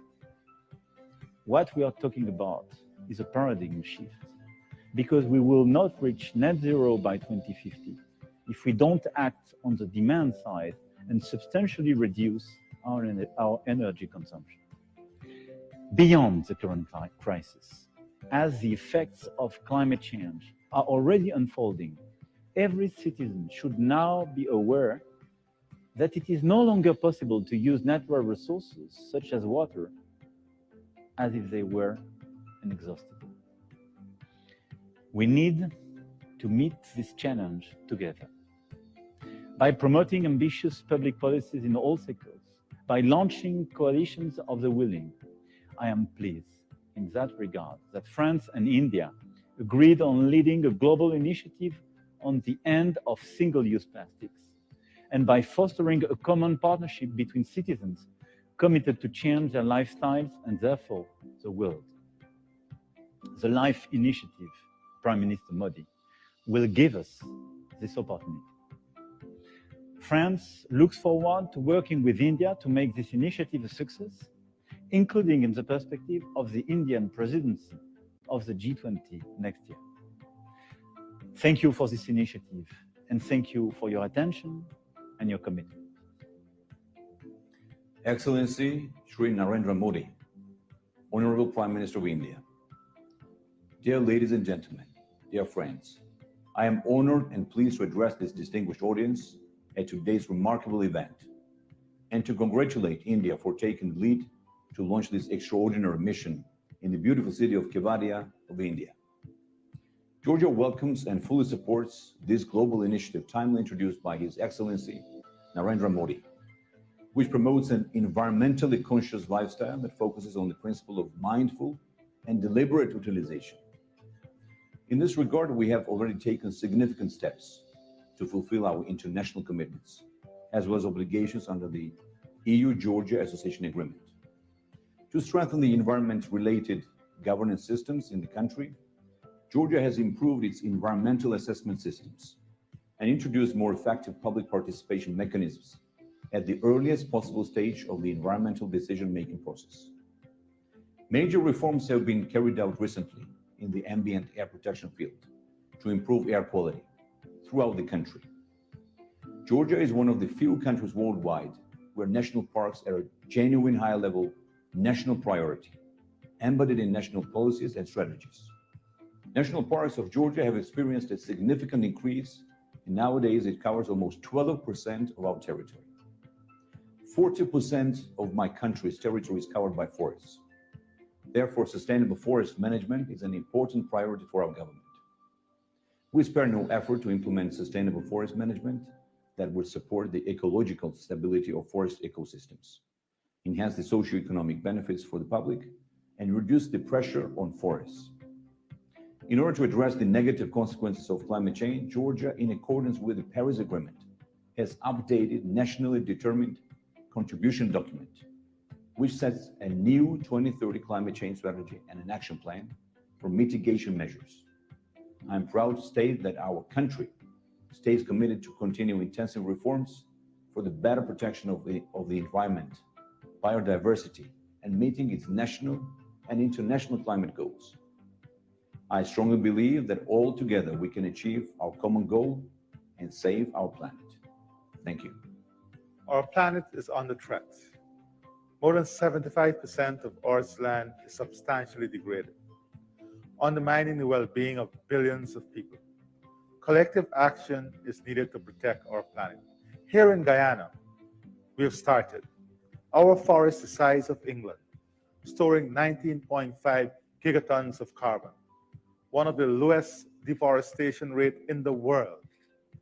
So we are leading by example, and we are building a Guyana on a low carbon development strategy 2030 that not only look at the environmental value of what we have, but also look at how we can improve livelihood options, create new livelihood options for forested communities, and help people to become prosperous whilst at the same time safeguarding our environment. I therefore wish to extend best wishes to Prime Minister of India, Prime Minister Narendra Modi, on the launching of the Mission Life logo and mission document, which seeks to mobilize 1 billion Indians to become pro-planet people by 2027, who will practice simple environment and climate-friendly behavior in their daily lives. Congratulations, India, for taking the lead in pioneering this movement. Guyana is committed to protecting and promoting green economic activity through actions that support the Sustainable Development Goals. Simple actions taken every day by citizens across the globe will help to harness the full potential of this collective action. We must do everything within our power to protect and preserve the environment by making the necessary lifestyle changes. All of us, we have an individual and collective responsibility as a family of humanity to do our part in protecting and safeguarding our environment so that future generations can enjoy the beauty of the world we live in. Thank you. Excellences, Monsieur le Premier ministre de la République de l'Inde, Monsieur le Secrétaire général des Nations Unies, Mesdames et Messieurs, le changement climatique, la préservation et la protection de l'environnement est un sujet qui me tient particulièrement à cœur. Comme je l'ai annoncé lors de la 77e Assemblée générale des Nations Unies, les solutions doivent venir de chaque nation, chaque leader et chaque citoyen. Mais surtout, les pays émetteurs doivent tenir leur engagement. Cela demande un effort commun de chaque pays pour préserver notre planète. Nous savons tous que la forêt est le poumon de la Terre. Et pourtant, l'utilisation du charbon de bois et du bois de chauffe reste une pratique courante sur l'ensemble du continent africain en général et à Madagascar en particulier. Dans mon pays, l'utilisation du charbon de bois pour la cuisson impacte la destruction d'1 hectare de forêt par an, ce qui est dévastateur, raison pour laquelle nous lançons une lutte contre la déforestation avec la promotion du clean cooking afin de réduire drastiquement l'utilisation et l'usage du charbon. Pour ce faire, nous allons favoriser l'utilisation du réchaud bioéthanol comme alternative dans chaque foyer. C'est en changeant les pratiques et les mentalités que nous pouvons changer les choses. Je suis convaincu que LIFE pourrait devenir l'un des points tournants dans notre lutte contre la crise climatique. Je remercie l'Inde, à travers son Premier ministre, qui est un leader inspirant en matière de protection de l'environnement, de nous avoir rassemblés autour de cette cause. C'est avec espoir et conviction que je vous rejoins dans cette mission. Ensemble, engageons-nous en faveur du développement durable pour un monde meilleur que nous souhaitons pour nos enfants. Mesdames et messieurs, il est temps de transformer nos discours en actions concrètes. Je vous remercie de votre attention. Bismillahirrahmanirrahim. One of the greatest breakthroughs we have made in recent years is recognizing that a clean, healthy, and sustainable environment is a fundamental human right. We must at the same time give back to nature. It is time we unpick the lessons left behind by our early ancestors. They taught us that love and respect for our natural heritage are essential for sustainable and resilient development. Prime Minister Modi's mission life could not have come at a more crucial juncture. The ill effects of the climate crisis come at us with full force, growing in severity the longer we let our inactions drag on. This ambitious initiative is a call for action. Let's not end it there. You see, the best chances of our very survival is on our own hands. Together, let's reflect on our lifestyles and make swift changes towards eco-friendly habits. Simple things in our everyday lives, like choosing to walk more instead of driving, or planting trees wherever we can, all add up to redressing environmental degradation. Individual actions may appear insignificant on their own, but when pulled together, they have the power to spur transformative impact. Modi stands with the pro-planet people of India. We will do our part to make sure the health and wealth of our planet survive to benefit tomorrow's generations. Governments are joining hands with businesses around the world to address environmental issues. However, policy reforms and economic initiatives are not enough to save our planet. Lifestyle changes at the individual level and behavioral changes at the community level are needed to reduce the strain on the environment. I therefore strongly support the movement launched by Prime Minister Shri Narendra Modi ji to build on good practices at the level of individuals, communities, and institutions in order to accelerate the transition to a more sustainable future. If human activities continue at the present pace, by 2050, we will need 3 planets to sustain our way of life. Business as usual is no longer an option. Allow me to end with a quote of Mahatma Gandhi. The world has enough for everyone's need, but not for everyone's greed. I congratulate Prime Minister Narendra Modi and the Government of India for advancing the idea for lifestyle, for the environment. This is a pioneering movement that can help fight climate change and achieve SDGs, to build on the idea that positive changes in individual actions and behaviors are the key parts of the climate solution that the world urgently needs. I thank the organizer for giving Nepal this opportunity to express our support to the pioneering movement such as life, as well as express the need for work collectively to save our planet for better future of our people. Thank you very much. In November last year, the world came together in the UK to sign the Glasgow Climate Pact. It was a landmark deal. It showed that governments are ready to take decisive action on climate change and that we must all keep increasing our ambition. Now the energy crisis is showing once again that we need to go further and faster. As democracies, we must work together to secure energy independence and protect our economies. That's why we're turbocharging our rush to renewables. We're investing with partners like India to help build vital climate infrastructure. And we're working together to turn our net zero commitments into action. It's a real pleasure to join Prime Minister Modi in launching the LIFE initiative today, and I commend India's leadership. This is all about helping people make greener choices and live more sustainable lives. So let's keep making those long-term choices.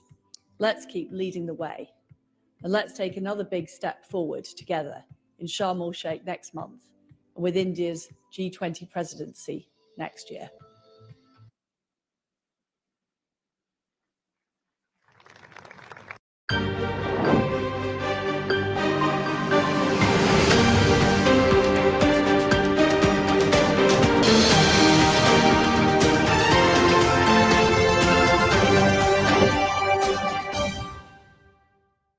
Hello and welcome to the Business Standard Morning Show.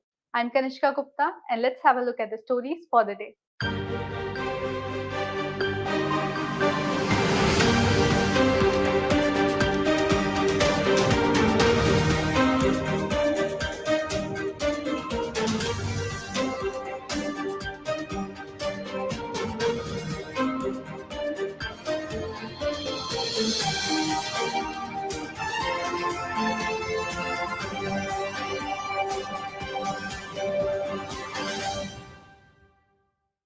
Dussehra marked the end of the 10-day Navratri period last week. After a gap of 2 years, markets were full of keen shoppers, and both offline and online purchases surpassed guesses. The sales of vehicles jumped by an impressive 57%. And it's not the end. Diwali is drawing close and then the new year.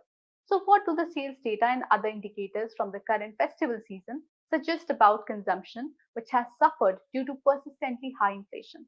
Find out in our next segment.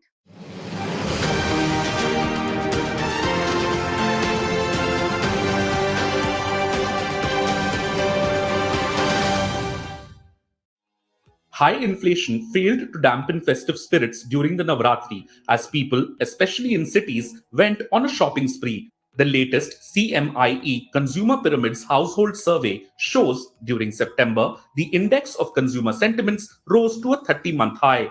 Elaborating on it, Mahesh Vyas, the managing director and CEO of the Center for Monitoring Indian Economy, on Monday said, while the consumer sentiments rose by 7.1% in September, the unemployment rate also dropped to a 4-year low of 6.3% during the period. Vyas emphasized that the fall in unemployment rate and the improvement in consumer sentiments was witnessed across both rural and urban regions. While urban consumer sentiments increased 9.3%, rural sentiments rose by 5.6% in September. The respective indices of consumer sentiments were at their highest in 30 months. Although rural India lost some steam in October, its 30-day moving average index of consumer sentiments is at its peak since April 2020. Despite high inflation and high interest rates, the CMIE survey recorded a sharp increase in the propensity of households to buy consumer durables in September across both rural and urban regions. In fact, there are signs of improvement in consumption across segments. The recent Red Seer 2022 e-commerce festive sales report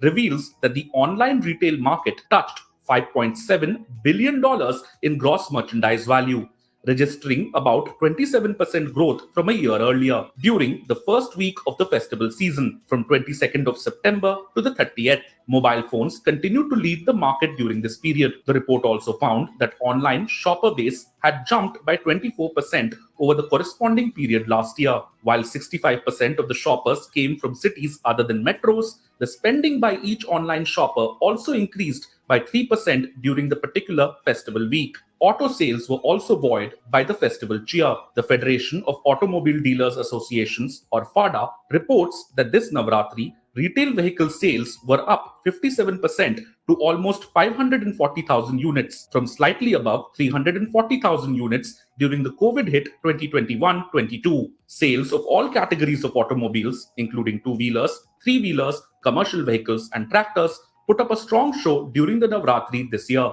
In a major boost to the automobile sector, not only were overall sales increased by 27% compared to Navratri sales last year, but also 16% above the pre-pandemic 2019 season.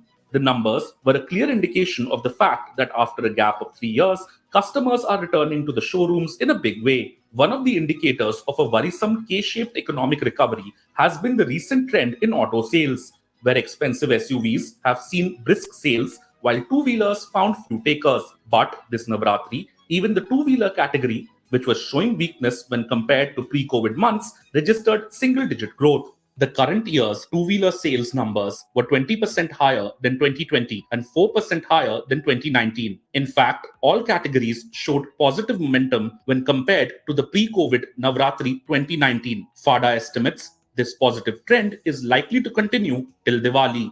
This indication of a broad-based recovery in consumption will be a welcome trend, since a recent survey conducted by UBS Securities India indicates that affluent consumers were upbeat about spending during the festival season, but those in lower income groups did not share their optimism. A Bank of Baroda report in September shared that the production of daily consumption items, which continued to see elevated price pressures, showed a drop in April-July 2022 and also when compared to pre-pandemic levels. Meanwhile, items like liquor, travel goods, bottled water, aerated drinks, and passenger vehicles, especially in the high-end segment, showed momentum. So, how will the impact of elevated and sticky inflation play out on the purchasing power of certain segments of the population, especially those that have been deeply affected by the COVID-19 pandemic. So when you're talking in terms of a K-shaped recovery, I think that kind of a trend will continue because there'll be certain sectors which will be doing better, especially in the consumer durable goods segment. In the non-durable, so what we call the FMCG segment, which is what even our study had shown, that we get a different kind of picture where the demand has been a little more lackluster. They're not really picked up because where the price increases have tended to hurt. This kind of K-shaped kind of a recovery is something which we will probably see for the next couple of months.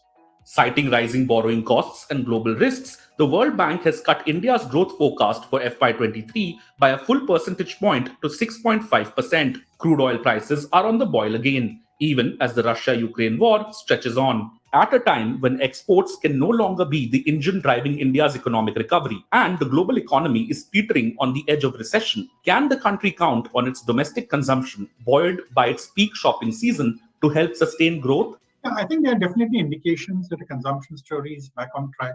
In fact, we had observed that right from the month of April, that is when the financial year began, there was a tendency for consumption to probably grow faster than even investment.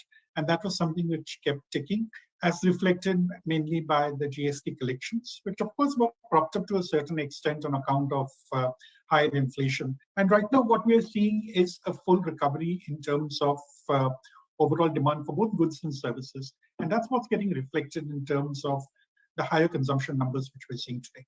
But even if you look at other consumption, general retail consumption, even if you look at consumer goods, we've definitely seen an uptick, something which I think is going to continue.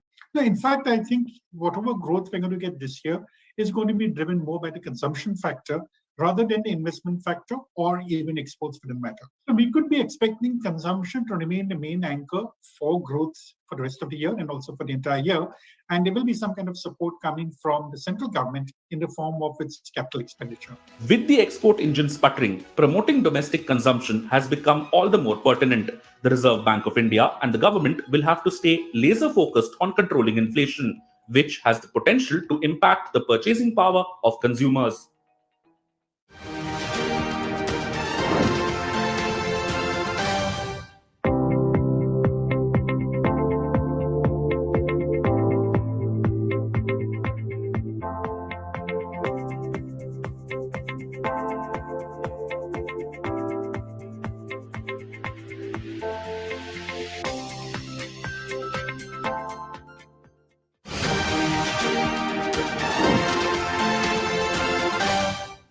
Railways is also gearing up to meet the festival rush and to make up for some pandemic losses in passenger revenue. But Railways freight operations were not affected by the pandemic upheaval. The revenue of Railways from freight transport jumped by 24% last fiscal, and the government has lined up a host of measures to transform the freight service. Let's find out how.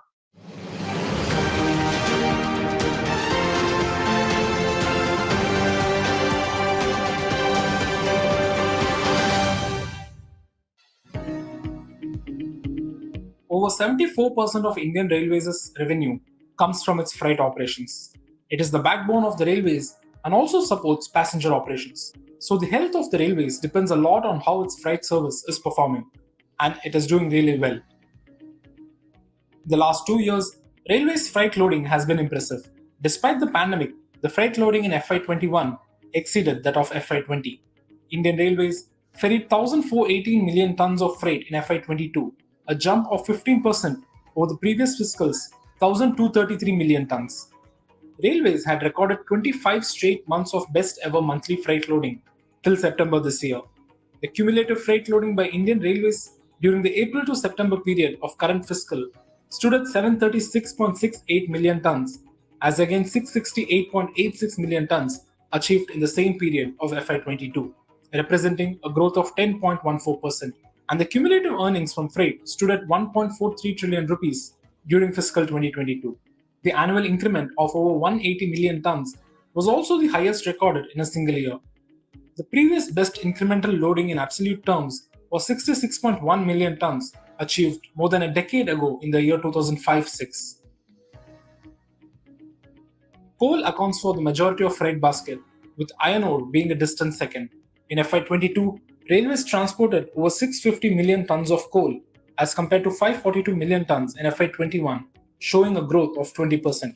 The uptick in coal transport was mainly driven by increased power demand. After shortages were reported around last year and early this year, railways had ramped up transportation. Coal freight has increased over 32% between September 2021 and March 2022. Anil Kumar Lahoti, General Manager of Central Railway, has said the freight increase seen this year is due to several business development initiatives, including the infrastructure upgrade on Central Railway. One of the highlights of this year's freight business is the increase in automobile loading, as 2007-12 rakes have been loaded till September this year, higher by over 70% when compared with the same period of last year. Automobiles' share in Railways' freight basket is very less when compared with the overall volumes. However, Railways has taken several initiatives to boost its share. It had liberalized its Automobile Freight Train Operator or AFTO policy in 2018 with the aim of attracting more interest from automobile companies. Under the revised policy, registration fee for AFTO was reduced by 40% to 3 crore rupees, along with relaxations under the minimum procurement policy. In line with this, there has been a steady rise in automobile traffic in the past few years. Approximate estimates would put automobile freight at close to 4.6 lakh units so far this fiscal year. The government is devising more strategies to fuel auto traffic. To accommodate SUV cars, a new design of auto carrier wagons is under finalization. To facilitate loading and unloading of automobiles, design modification to the existing NMG wagons is also under execution. Automakers are now planning to increase the distribution of vehicles through rail transport by up to 30% by 2027. This share was 16% in FY22. With railways being a cleaner source of transport, higher freight through it contributes to overall reduction of carbon footprint. The speeds of freight trains have also increased over the years, thanks to a plan called Mission Raftar. From FY17 to FY21, the average speed of freight trains has increased from 23.7 km per hour to 41.2 km per hour. Indian Railways is constructing more than 3,000 kilometers of dedicated freight corridor, which would enable freight trains to run at a speed of 100 km per hour. Railways is also looking to diversify its freight basket to reduce dependence on coal. It is planning to ferry more automobiles, consumer goods, and white goods like air conditioners, refrigerators, etc. The diversification plan is steady, as the balance and other goods segment reported a growth of 14% in FY22 over previous fiscal, with an incremental load of 15 million tons. However, the shift might take some time. The loading of miscellaneous goods grew by 14% in September this year. Despite the steady growth this fiscal, the volumes are still short of the ambitious target of loading 1,700 million tons, which is higher than the budget estimates. According to a Business Standard report, there is a need to achieve close to 150 million tons in the coming months to meet the target. The government is also planning to acquire 30,000 wagons in the current year. One of the reasons is certain commodities have done extremely well during the first 6 months of this year, particularly in the case of coal, which has gone up from 47 million tons in the first 6 months of last year to 54 million tons this year. There has also been a good increment in the case of cement, in the case of fertilizers, in the case of container traffic, and so on. This has been possible because there is demand for this traffic, and the railways has sort of improved on a number of operating parameters. That is, they have now become very conscious of improving speeds, of improving the availability of wagons. So general mobility has gone up. And if you look at the average lead of traffic, that is the length of haul, that has also undergone a substantial increase, which has all cumulatively resulted in better tonnage, better net ton kilometers, and a substantial increase in revenue. Despite the gains in recent past, Railways' share in overall freight traffic is still low at 26 to 27%, while the majority of the freight is through road transport. The government has designed a national railways plan under which it seeks to increase the share of railways to 40 to 45%. According to some estimates, railways would need to account for over 3,600 million tons in 2031 to meet its model freight share targets. It is also expecting an incremental revenue of at least 30,000 crore rupees per annum from freight services once 300 Gati Shakti cargo terminals are operational in the next 5 years. Even if the economic activity sustains at higher levels and there is an increase in demand for commodities, there are still challenges like last mile connectivity, transit times, and issues with terminals.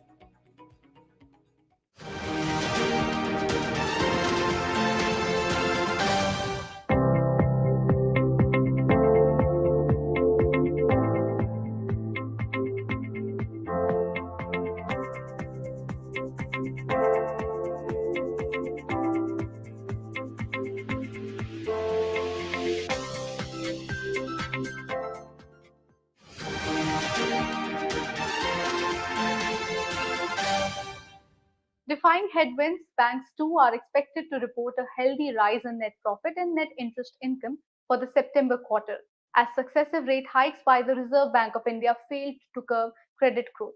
Besides, easing government bond yields in the quarter gone by will support treasury income. Our next report explains how the Q2 report cards of banks look like and the warning signs that investors should be wary of.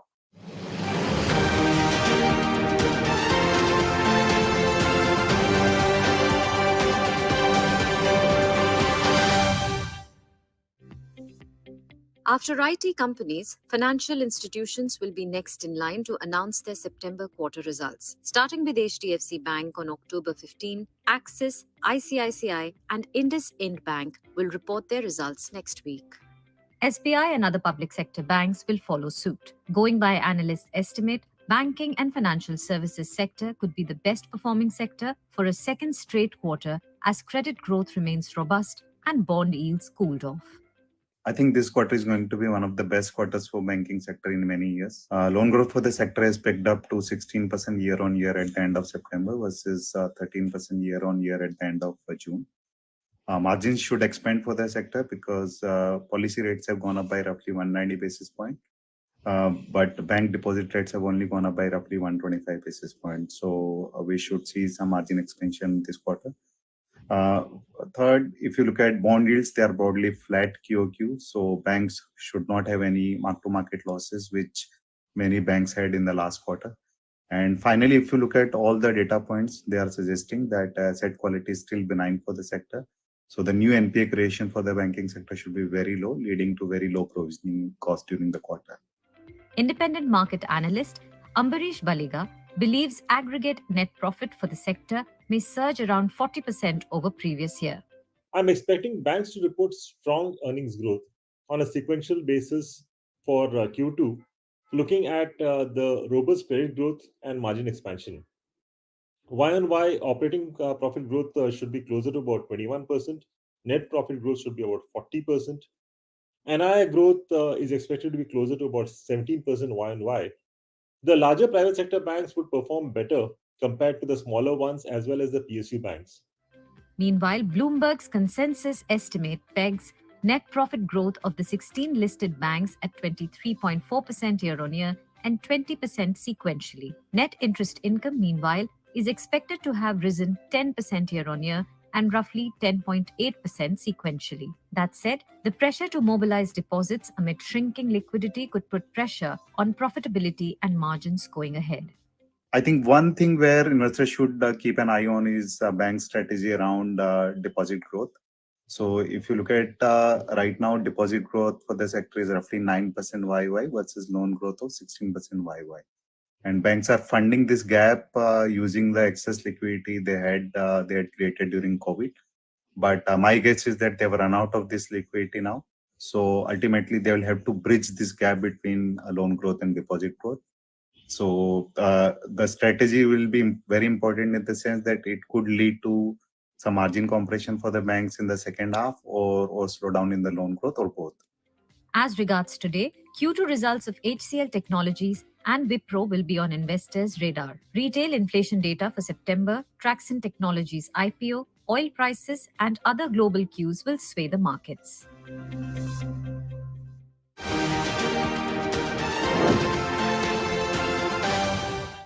From the financial markets, let us move on to the judiciary. Differences have emerged within the Supreme Court Collegium over appointment of judges to the Apex Court. But what exactly is Collegium and how does it work? Let's find out.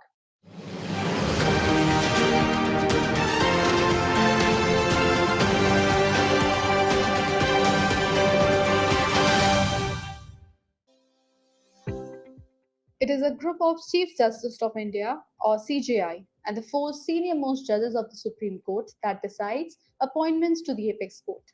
These appointments could be in the form of elevation when High Court judges are appointed to the Supreme Court, or direct appointments when experienced lawyers may be directly appointed as Apex Court judges. High courts too have a collegium. They are headed by the Chief Justice of the court. The next two senior-most judges are part of the High Court Collegium. However, the High Court Collegium only makes recommendations for appointments to the High Court.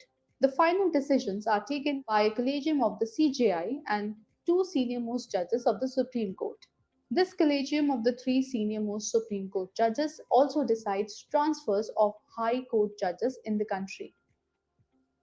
Under Article 124, the appointment of Supreme Court judges should be made by the President after consultation with such judges of the High Courts and the Supreme Court as the President may deem necessary, all appointments except his or her own. After the 1981 S.V. Gupta case, also called the first judge's case, it was suggested that the executive must have the biggest say in judicial appointments. 12 years later, in 1993, a 9-judge bench in the second judge's case said that the CJI must be given priority in such appointments. This was reinstated in the third judge's case in 1998. Since then, the judges are appointed by the collegium system. The central government has not been a supporter of the collegium system. According to the government, the current system is not transparent and can be blamed for the high number of vacancies in the judiciary. It has also come under the fire for not being representative enough. Women, Dalits, and STs are underrepresented in the higher judiciary in India. In 2014, NDA government had brought National Judicial Appointments Commission (NJAC) Act to accord a major role to the executive in appointing judges to the higher judiciary, but it was struck down by the Supreme Court in 2015. I will achieve, I will fly high. I am the I in SBI. I'm backed by the nation's trusted bank, SBI, the banker to every Indian. Union Minister for Law and Justice Kiran Rijiju has said last month that there was a need to rethink the collegium system so that appointments in the higher judiciary could be accelerated. That is all for today. For more news, views, and analysis, please log on to business-standard.com. If you like this video, share it and subscribe to Business Standard. For more news, views, and insights, log on to www.business-standard.com. Do also follow us on YouTube, Twitter, Facebook, Instagram, Telegram, and LinkedIn. Thank you, one and all. Ladies and gentlemen, the august presence of Honorable Secretary General of United Nations, Mr. Antonio Guterres, is gracing the occasion today. May I now request you, sir, to address the gathering. Please, sir.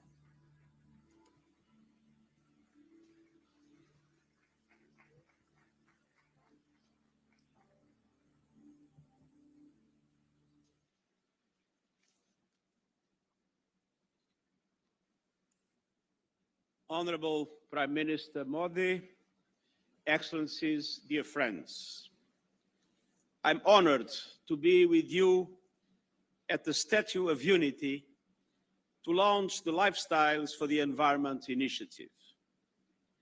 In these perilous times for the planet, we need all hands on deck. And I know that sometimes the enormous scale of a challenge might be reason enough to throw up one's hand in resignation. And there isn't a larger challenge in our world today than the climate crisis. But this Lifestyles for the Environment initiative is designed to highlight an essential and hopeful truth. All of us, individuals and communities, can and must be part of the solution of protecting our planet and our collective future. After all, overconsumption is at the root of the triple planetary emergency of climate change, biodiversity loss, and pollution. We are using the equivalent of 1.6 planet Earths to maintain our lifestyles. And that great excess is compounded by great inequality.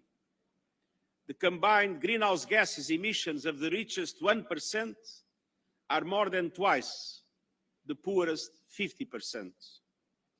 So we need to urgently transform our economic systems to make them friendly to the planet and to make them equitable so all can have equal opportunity to thrive in developed and developing countries.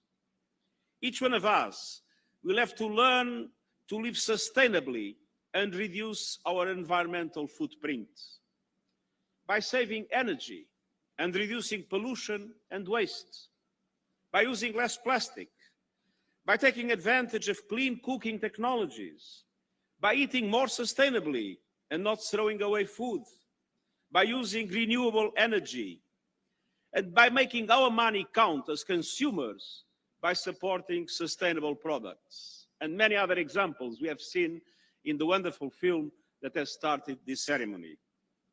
And we also need to be speaking up and demanding the leaders to support clean, green lifestyles and ambitious climate action.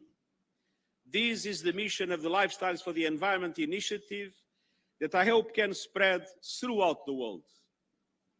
Dear friends, I am immensely encouraged by the commitment that India has made to pursue environmentally sound policies.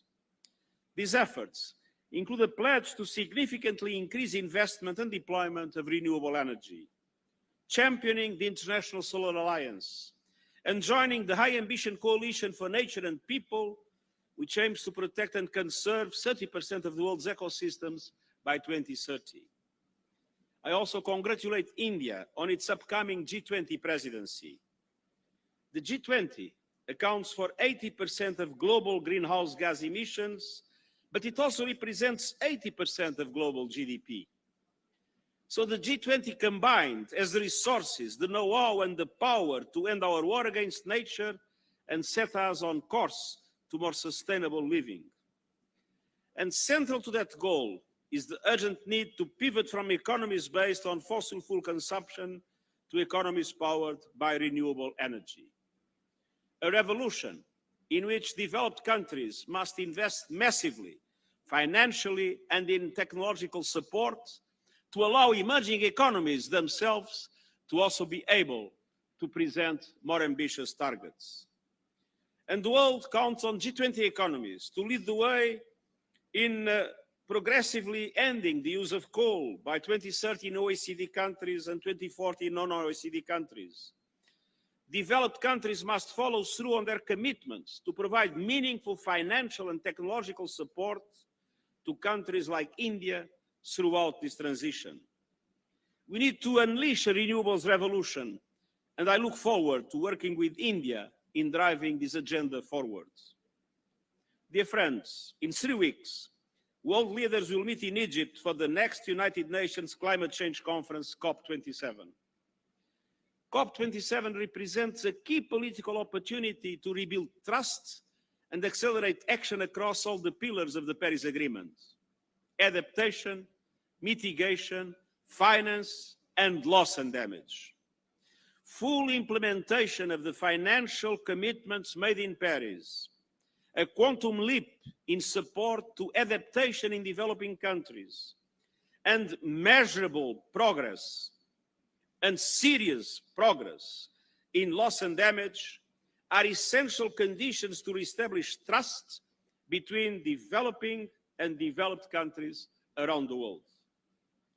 With its vulnerability to climate impacts and its massive economy, India can play a critical bridging role.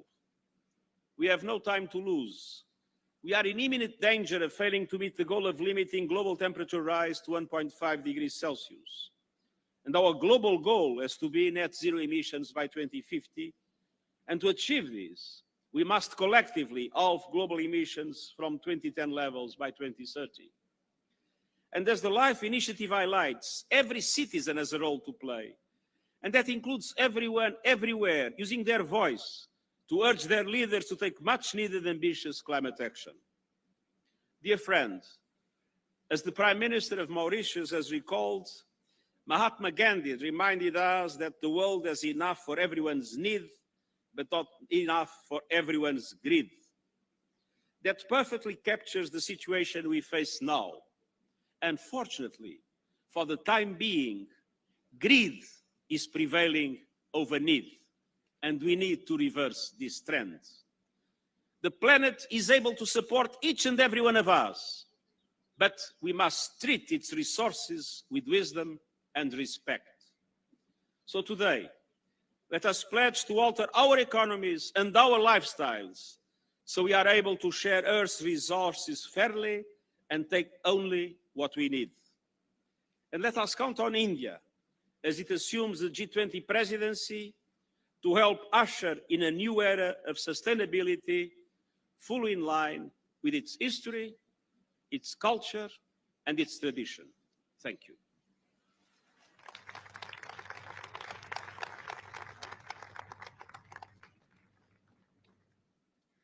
Thank you, Honorable Secretary General, for your inspirational words.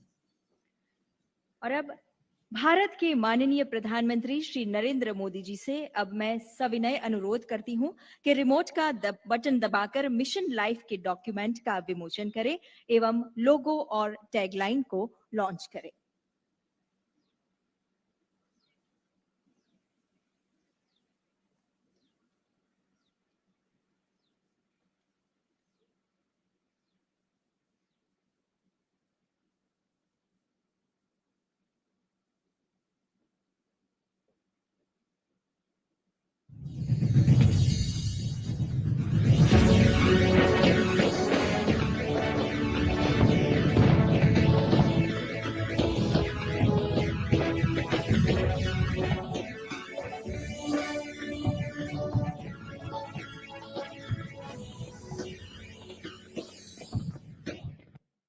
Thank you, dignitaries. आइए हम भी करतल ध्वनि से इस launch का इस क्षण के हम साक्षी बने।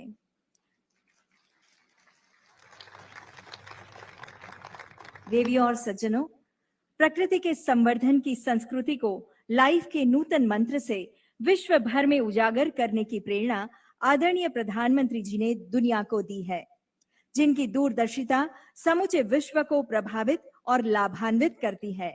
ऐसे वैश्विक नेता भारत के यशस्वी प्रधानमंत्री श्री नरेंद्र मोदी जी से अब सादर अनुरोध करते हैं आपके मार्गदर्शन के लिए।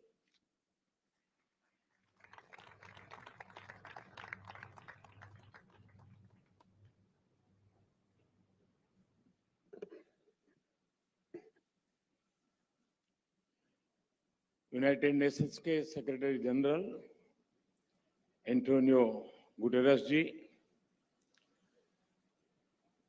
गुजरात के मुख्यमंत्री श्री भूपेंद्र भाई पटेल, भारत के विदेश मंत्री डॉक्टर एस जयशंकर जी, देश विदेश से आए सभी अन्य महानुभाव, देवी और सज्जनों, इस गौरवशाली धरती पर आप सबका हार्दिक स्वागत है।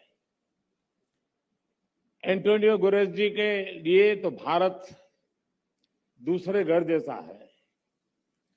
आपने अपना युवावस्था में बहुत बार भारत की यात्रा भी की है। गोवा से आपके पारिवारिक संबंध भी है। मुझे ऐसा लग रहा है कि मैं गुजरात में आज अपने परिवार के ही किसी सदस्य का स्वागत कर रहा हूं। एंटोनियो गुटेरेस जी, आपका यहां आने के लिए बहुत बहुत आभार, बहुत बहुत अभिनंदन। मुझे खुशी है कि मिशन लाइफ को लॉन्चिंग के समय से अनेक देश इस संकल्प के साथ जुड़ हुए हैं।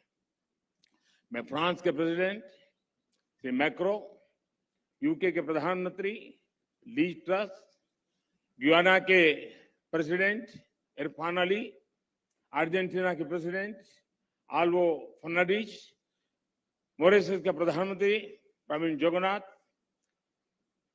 मेडागास्कर के प्रेसिडेंट एंडी रोजे जी, नेपाल के प्रधानमंत्री शेर बहादुर जी, मालदीव के भाई सोली जी, अर्जेंटीना के मिनिस्टर जेरी एल्वेजी का, इंडोनेशिया के प्राइम मिनिस्टर काया क्लास का हृदय से धन्यवाद करता हूं। साथियों, ये आयोजन हमारे राष्ट्रीय गौरव सरदार वल्लभ भाई पटेल की विशाल प्रतिमा स्टैच्यू ऑफ यूनिटी के सानिध्य में हो रहा है और क्लाइमेट चेंज के खिलाफ लाइफ में यूनिटी ही सबसे महत्वपूर्ण फैक्टर है। दुनिया की सबसे बड़ी प्रतिमा हमें पर्यावरण से जुड़े ऊंचे लक्ष्य तक तय करने और उन्हें पूरा करने की प्रेरणा देगी। साथियों, जब प्रतिमान विशाल होते हैं तो कीर्तिमान भी विशाल होते हैं। इस कार्यक्रम का आयोजन गुजरात में होना बहुत मायने रखता है और ये बिल्कुल उपयुक्त भी है। गुजरात भारत के उन राज्यों में से एक है जिसने सबसे पहले रिन्यूएबल एनर्जी और एनवायरमेंट प्रोटेक्शन की दिशा में काफी बहुत कदम उठाना शुरू कर दिया था। चाहे बात नहरों पर सोलर पैनल लगाने की हो या सूखाग्रस्त इलाकों में जल स्तर बढ़ाने के लिए वाटर कंजर्वेशन का अभियान हो, गुजरात हमेशा एक प्रकार से लीडर के रूप में, ट्रेंड सेटर के रूप में रहा है। साथियों, क्लाइमेट चेंज को लेकर ऐसी धारणा बना दी है जैसे सिर्फ पॉलिसी से जुड़ा विषय है, लेकिन जैसे ही हम इस मुद्दे का पॉलिसी से जोड़कर देखने लगते हैं, जाने अनजाने में हमारे मन में ये बात बैठ जाती है कि इस पर सरकार ही कुछ करेगी, या फिर ये सोचते हैं कि अंतर्राष्ट्रीय संस्थाओं को इस पर कोई कदम उठाना चाहिए।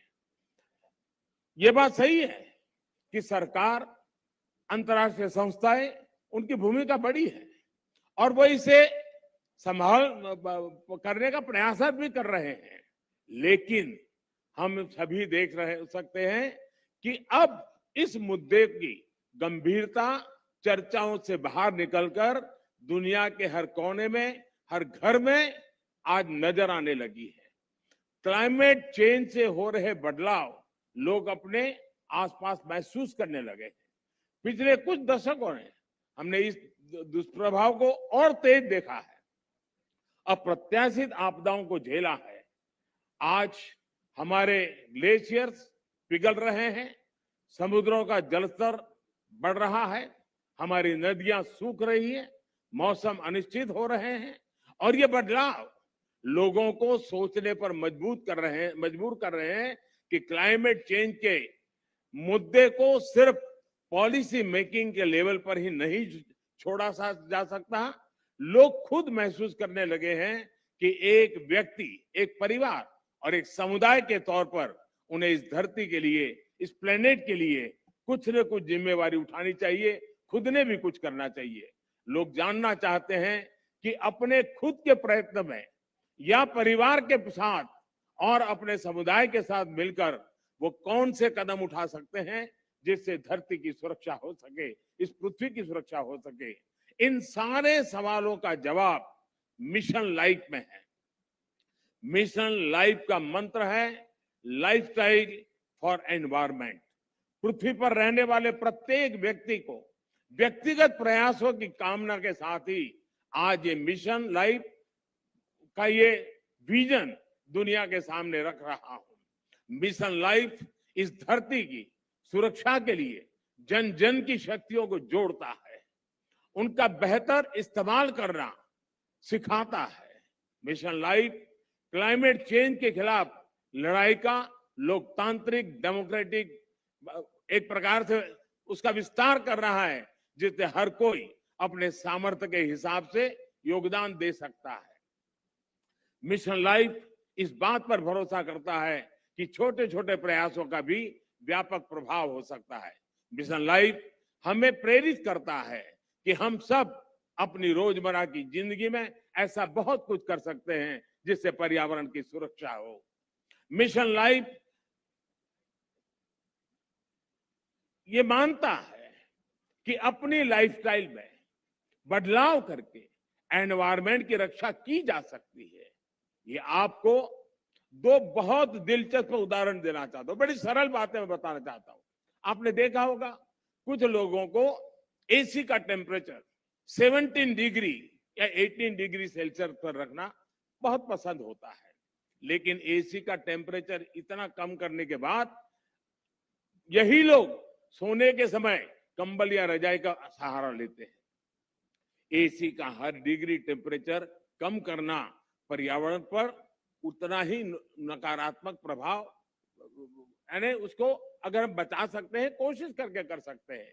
यानी हम अपनी लाइफस्टाइल को ठीक करके हम तो पर्यावरण की कितनी बड़ी मदद होगी। लाइफस्टाइल से जहां भी एक और उदाहरण मैं बताना चाहता हूं, हम देखते हैं कि कुछ लोग 5 किलोमीटर प्रति लीटर के एवरेज वाली गाड़ी लेकर के जिम जाते हैं और जिम में ट्रेडमिल पर जमकर अपना पसीना बहाने की कोशिश करते हैं।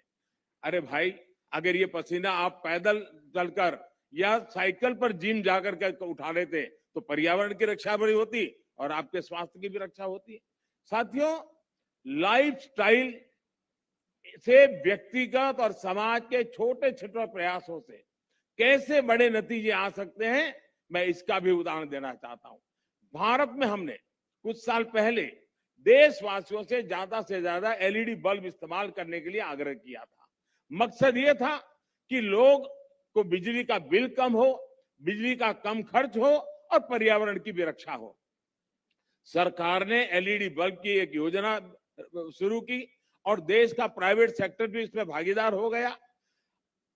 यहां आए अंतर्राष्ट्रीय एक्सपर्ट्स ये जानकर के उनको हैरानी होगी कि कुछ ही समय के भीतर भारत के लोगों ने 160 करोड़ से ज्यादा एलईडी बल्ब अपने यहां में लगा दिए, परिवर्तन कर दिया। और इसका प्रभाव यह है कि 100 मिलियन टन से ज्यादा कार्बन डाइऑक्साइड का उत्पादन हम कम कर पा गए, उसका उत्सर्जन कम कर पाए। और मैं ये आपको नोट करने के लिए जरूर कहूंगा कि ये प्रतिवर्ष हो रहा है, ये सिर्फ एक बार की घटना नहीं, हर वर्ष ये बेनिफिट होने वाला है और उसका लाभ होने वाला है। एलईडी की वजह से अब हर साल इतना उत्सर्जन कम होने लगा है। साथियों, गुजरात महात्मा गांधी की भूमि है, जन्मभूमि है, तो उन विचारकों से एक जो बहुत पर्यावरण संरक्षण और प्रकृति के साथ तालमेल लेकर के जीवन जीने का महत्व समझ गए। उन्होंने ट्रस्टीशिप के अवधारणा की विकसित की थी। मिशन लाइफ इस सबको पर्यावरण के ट्रस्टी बनाता है। ट्रस्टी वो होता है जो संसाधनों का अंधाधुंध इस्तेमाल नहीं होने देता। एक ट्रस्टी एक शोषक के रूप में नहीं बल्कि पोषक के रूप में काम करता है। मिशन लाइफ P3 की अवधारणा को मजबूत करेगा। P3 यानी प्रो प्लेनेट पीपल। आज हम एक ऐसी दुनिया में जी रहे हैं जहां इस बात की चर्चा रहती है कि कौन किस देश या गुट के साथ है और कौन किस देश या गुट के खिलाफ है। लेकिन मिशन लाइफ धरती के लोगों को प्रो प्लेनेट पीपल के तौर पर जोड़ता है, उनको अपने विचार से समाहित करता है, एक कर देता है। ये लाइफस्टाइल ऑफ द प्लेनेट, ये lifestyle of the planet, for the planet and by the planet की मूल सिद्धांत पर चलता है। साथियों, अतीत से सीखकर ही हम बेहतर भविष्य का निर्माण कर सकते हैं। भारत में से प्रकृति की पूजा की समृद्ध परंपरा रही है। हमारे वेदों में भी बहुत सटीक तरीके से कहा है कि जल, जमीन, वायु और सभी प्रकृति प्रदत्त चीजों का महत्व समझाते हैं। जैसे अथर्ववेद कहता है, माता भूमि ही पुत्रो हम पृथ्वीया, अर्थात पृथ्वी हमारी माता और हम उसके संतान है। रीयूज एंड रिसाइकल और सर्कुलर इकोनॉमी हमारे वर्षों से हम भारतवासियों की लाइफस्टाइल का अंग रहा है। और हम सभी जानते हैं कि दुनिया के कई हिस्सों में, कई देशों में ऐसी प्रथाएं आज भी है, प्रचलित है, जो हमें प्रकृति के साथ तालमेल बिठाकर चलने के लिए प्रेरित करती है। मिशन लाइफ प्रकृति के संरक्षण से जुड़ी हर इस लाइफस्टाइल को समाहित करेगा जिसे हमारे पूर्वजों ने अपनाया था और जिसे हम अपने जीवन शैली का हिस्सा बना सकते हैं। साथियों, आज भारत में सालाना प्रति व्यक्ति कार्बन फुटप्रिंट करीब 1.5 टन ही है, जबकि दुनिया का औसत 4 टन प्रति वर्ष का है। फिर भी भारत क्लाइमेट चेंज जैसी वैश्विक समस्या के समाधान के लिए सबसे आगे आकर काम कर रहा है। इसने उज्ज्वला योजना शुरू की, ताकि कोयले और लकड़ी से धुएं से मुक्ति मिले। हम वाटर सिक्योरिटी को ध्यान में रखकर भारत में हर जिले में 75 अमृत सरोवर आज बनाने का बहुत बड़ा अभियान चला रहे हैं। हमारे यहाँ वेस्ट से वेल्थ पर अभूतपूर्व बल दिया जा रहा है। आज भारत के पास विश्व में रिन्यूएबल एनर्जी को चौथी सबसे बड़ी क्षमता के रूप में हमने उभार पाए हैं। आज हम विंड एनर्जी में भी चौथे नंबर पे हैं, सोलर एनर्जी में भी 5वें नंबर पे हैं। पिछले 7-8 वर्षों में भारत की रिन्यूएबल एनर्जी की क्षमता करीब करीब 290% का इजाफा हुआ है। इससे हमने इलेक्ट्रिक क्षमता का 40% नॉन फॉसिल फ्यूल यानी उस सोर्स को ही हासिल करने का लक्ष्य अब भी हमने समय सीमा से 9 साल पहले हासिल कर लिया है। हमने पेट्रोल में 10% इथेनॉल ब्लेंडिंग का लक्ष्य भी तय किया था और उसे भी समय सीमा से 5 महीने पहले ही हमने पूरा कर लिया है। अब भारत पेट्रोल में 20% इथेनॉल ब्लेंडिंग के लक्ष्य पर काम कर रहा है। हाइड्रोजन इकोसिस्टम के लिए भारत पर्यावरण के अनुकूल ऊर्जा स्रोत की तरफ भी बहुत तेजी से कदम बढ़ा रहा है और ये गुजरात ग्रीन हाइड्रोजन के लिए हब के रूप में विकसित होता चला जा रहा है। इससे भारत और विश्व के कई देशों को नेट जीरो के अपने लक्ष्य को हासिल करने में बहुत बड़ी मदद मिलेगी। साथियों, आज भारत प्रगति भी कर रहा है और प्रकृति भी का उतना ही उत्तम उदाहरण बना करके तालमेल के साथ जीने का एक रास्ता को बना रहा है। आज भारत विश्व की 5 की बड़ी अर्थव्यवस्था भी बना है। हमारा वन क्षेत्र भी बढ़ रहा है। अन्य जीवों की संख्या में भी हमारी यहाँ लगातार वृद्धि हो रही है। भारत अब दुनिया के साथ अपनी भागीदारी का और ज्यादा बढ़ाना चाहता है। वन सन, वन वर्ल्ड, वन ग्रीड जैसे अभियान ऐसे ही लक्ष्यों की तरफ हमारे संकल्पों को मजबूत करते हैं। Coalition for disaster resilient infrastructure, इसके निर्माण का नेतृत्व करके भारत पर्यावरण सुरक्षा के प्रति अपनी अवधारणा से दुनिया को अवगत करा चुका है। मिशन लाइफ इसी कड़ी में एक अगला कदम है। साथियों, सेक्रेटरी जनरल एंटोनियो गुटेरेस मेरी इस बात से सहमत होंगे कि जब भी भारत और संयुक्त राष्ट्र ने मिलकर काम किया है, दुनिया को बेहतर बनाने को नए रास्ते मिले हैं। भारत ने अंतर्राष्ट्रीय योगा दिवस का प्रस्ताव दिया था, जिसे संयुक्त राष्ट्र को समर्थन दिया था और आज संयुक्त राष्ट्र के समर्थन के कारण दुनिया के करोड़ों लोगों के स्वस्थ जीवन की प्रेरणा का योग एक कारण बन गया है। वैसा ही एक उदाहरण इंटरनेशनल ईयर ऑफ मिलेट का है। भारत अपने पारंपरिक और पर्यावरण के अनुकूल मोटे अनाज से दुनिया को जोड़ना चाहता था। संयुक्त राष्ट्र ने इसका भी समर्थन किया। हम अगले साल इंटरनेशनल ईयर ऑफ मिलेट मनाने वाले हैं, लेकिन अभी भी दुनिया भर में इसकी चर्चा प्रारंभ हो चुकी है। मुझे विश्वास है कि संयुक्त राष्ट्र के समर्थन से मिशन लाइफ को विश्व के हर कोने में, हर देश में, हर नागरिक तक पहुंचाने में बहुत बड़ी सफलता मिलेगी। हमें एक मंत्र को याद रखना है, प्रकृति रक्षति रक्षिता, अर्थात जो प्रकृति की रक्षा करते हैं, प्रकृति उनकी रक्षा करती है। मुझे विश्वास है इसी मिशन लाइफ पर चलते हुए एक बेहतर दुनिया का निर्माण कर पाएंगे। आप सभी का एक बार फिर मैं आभार व्यक्त करता हूं और यूएन के इस समर्थन के लिए मैं फिर से एक बार हृदय से धन्यवाद करते हुए मेरी वाणी को विराम देता हूं। धन्यवाद।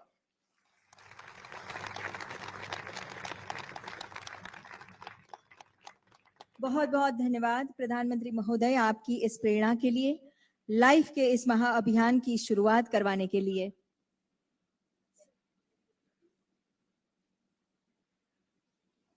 We also thank Honorable Secretary General of United Nations for his valuable presence today.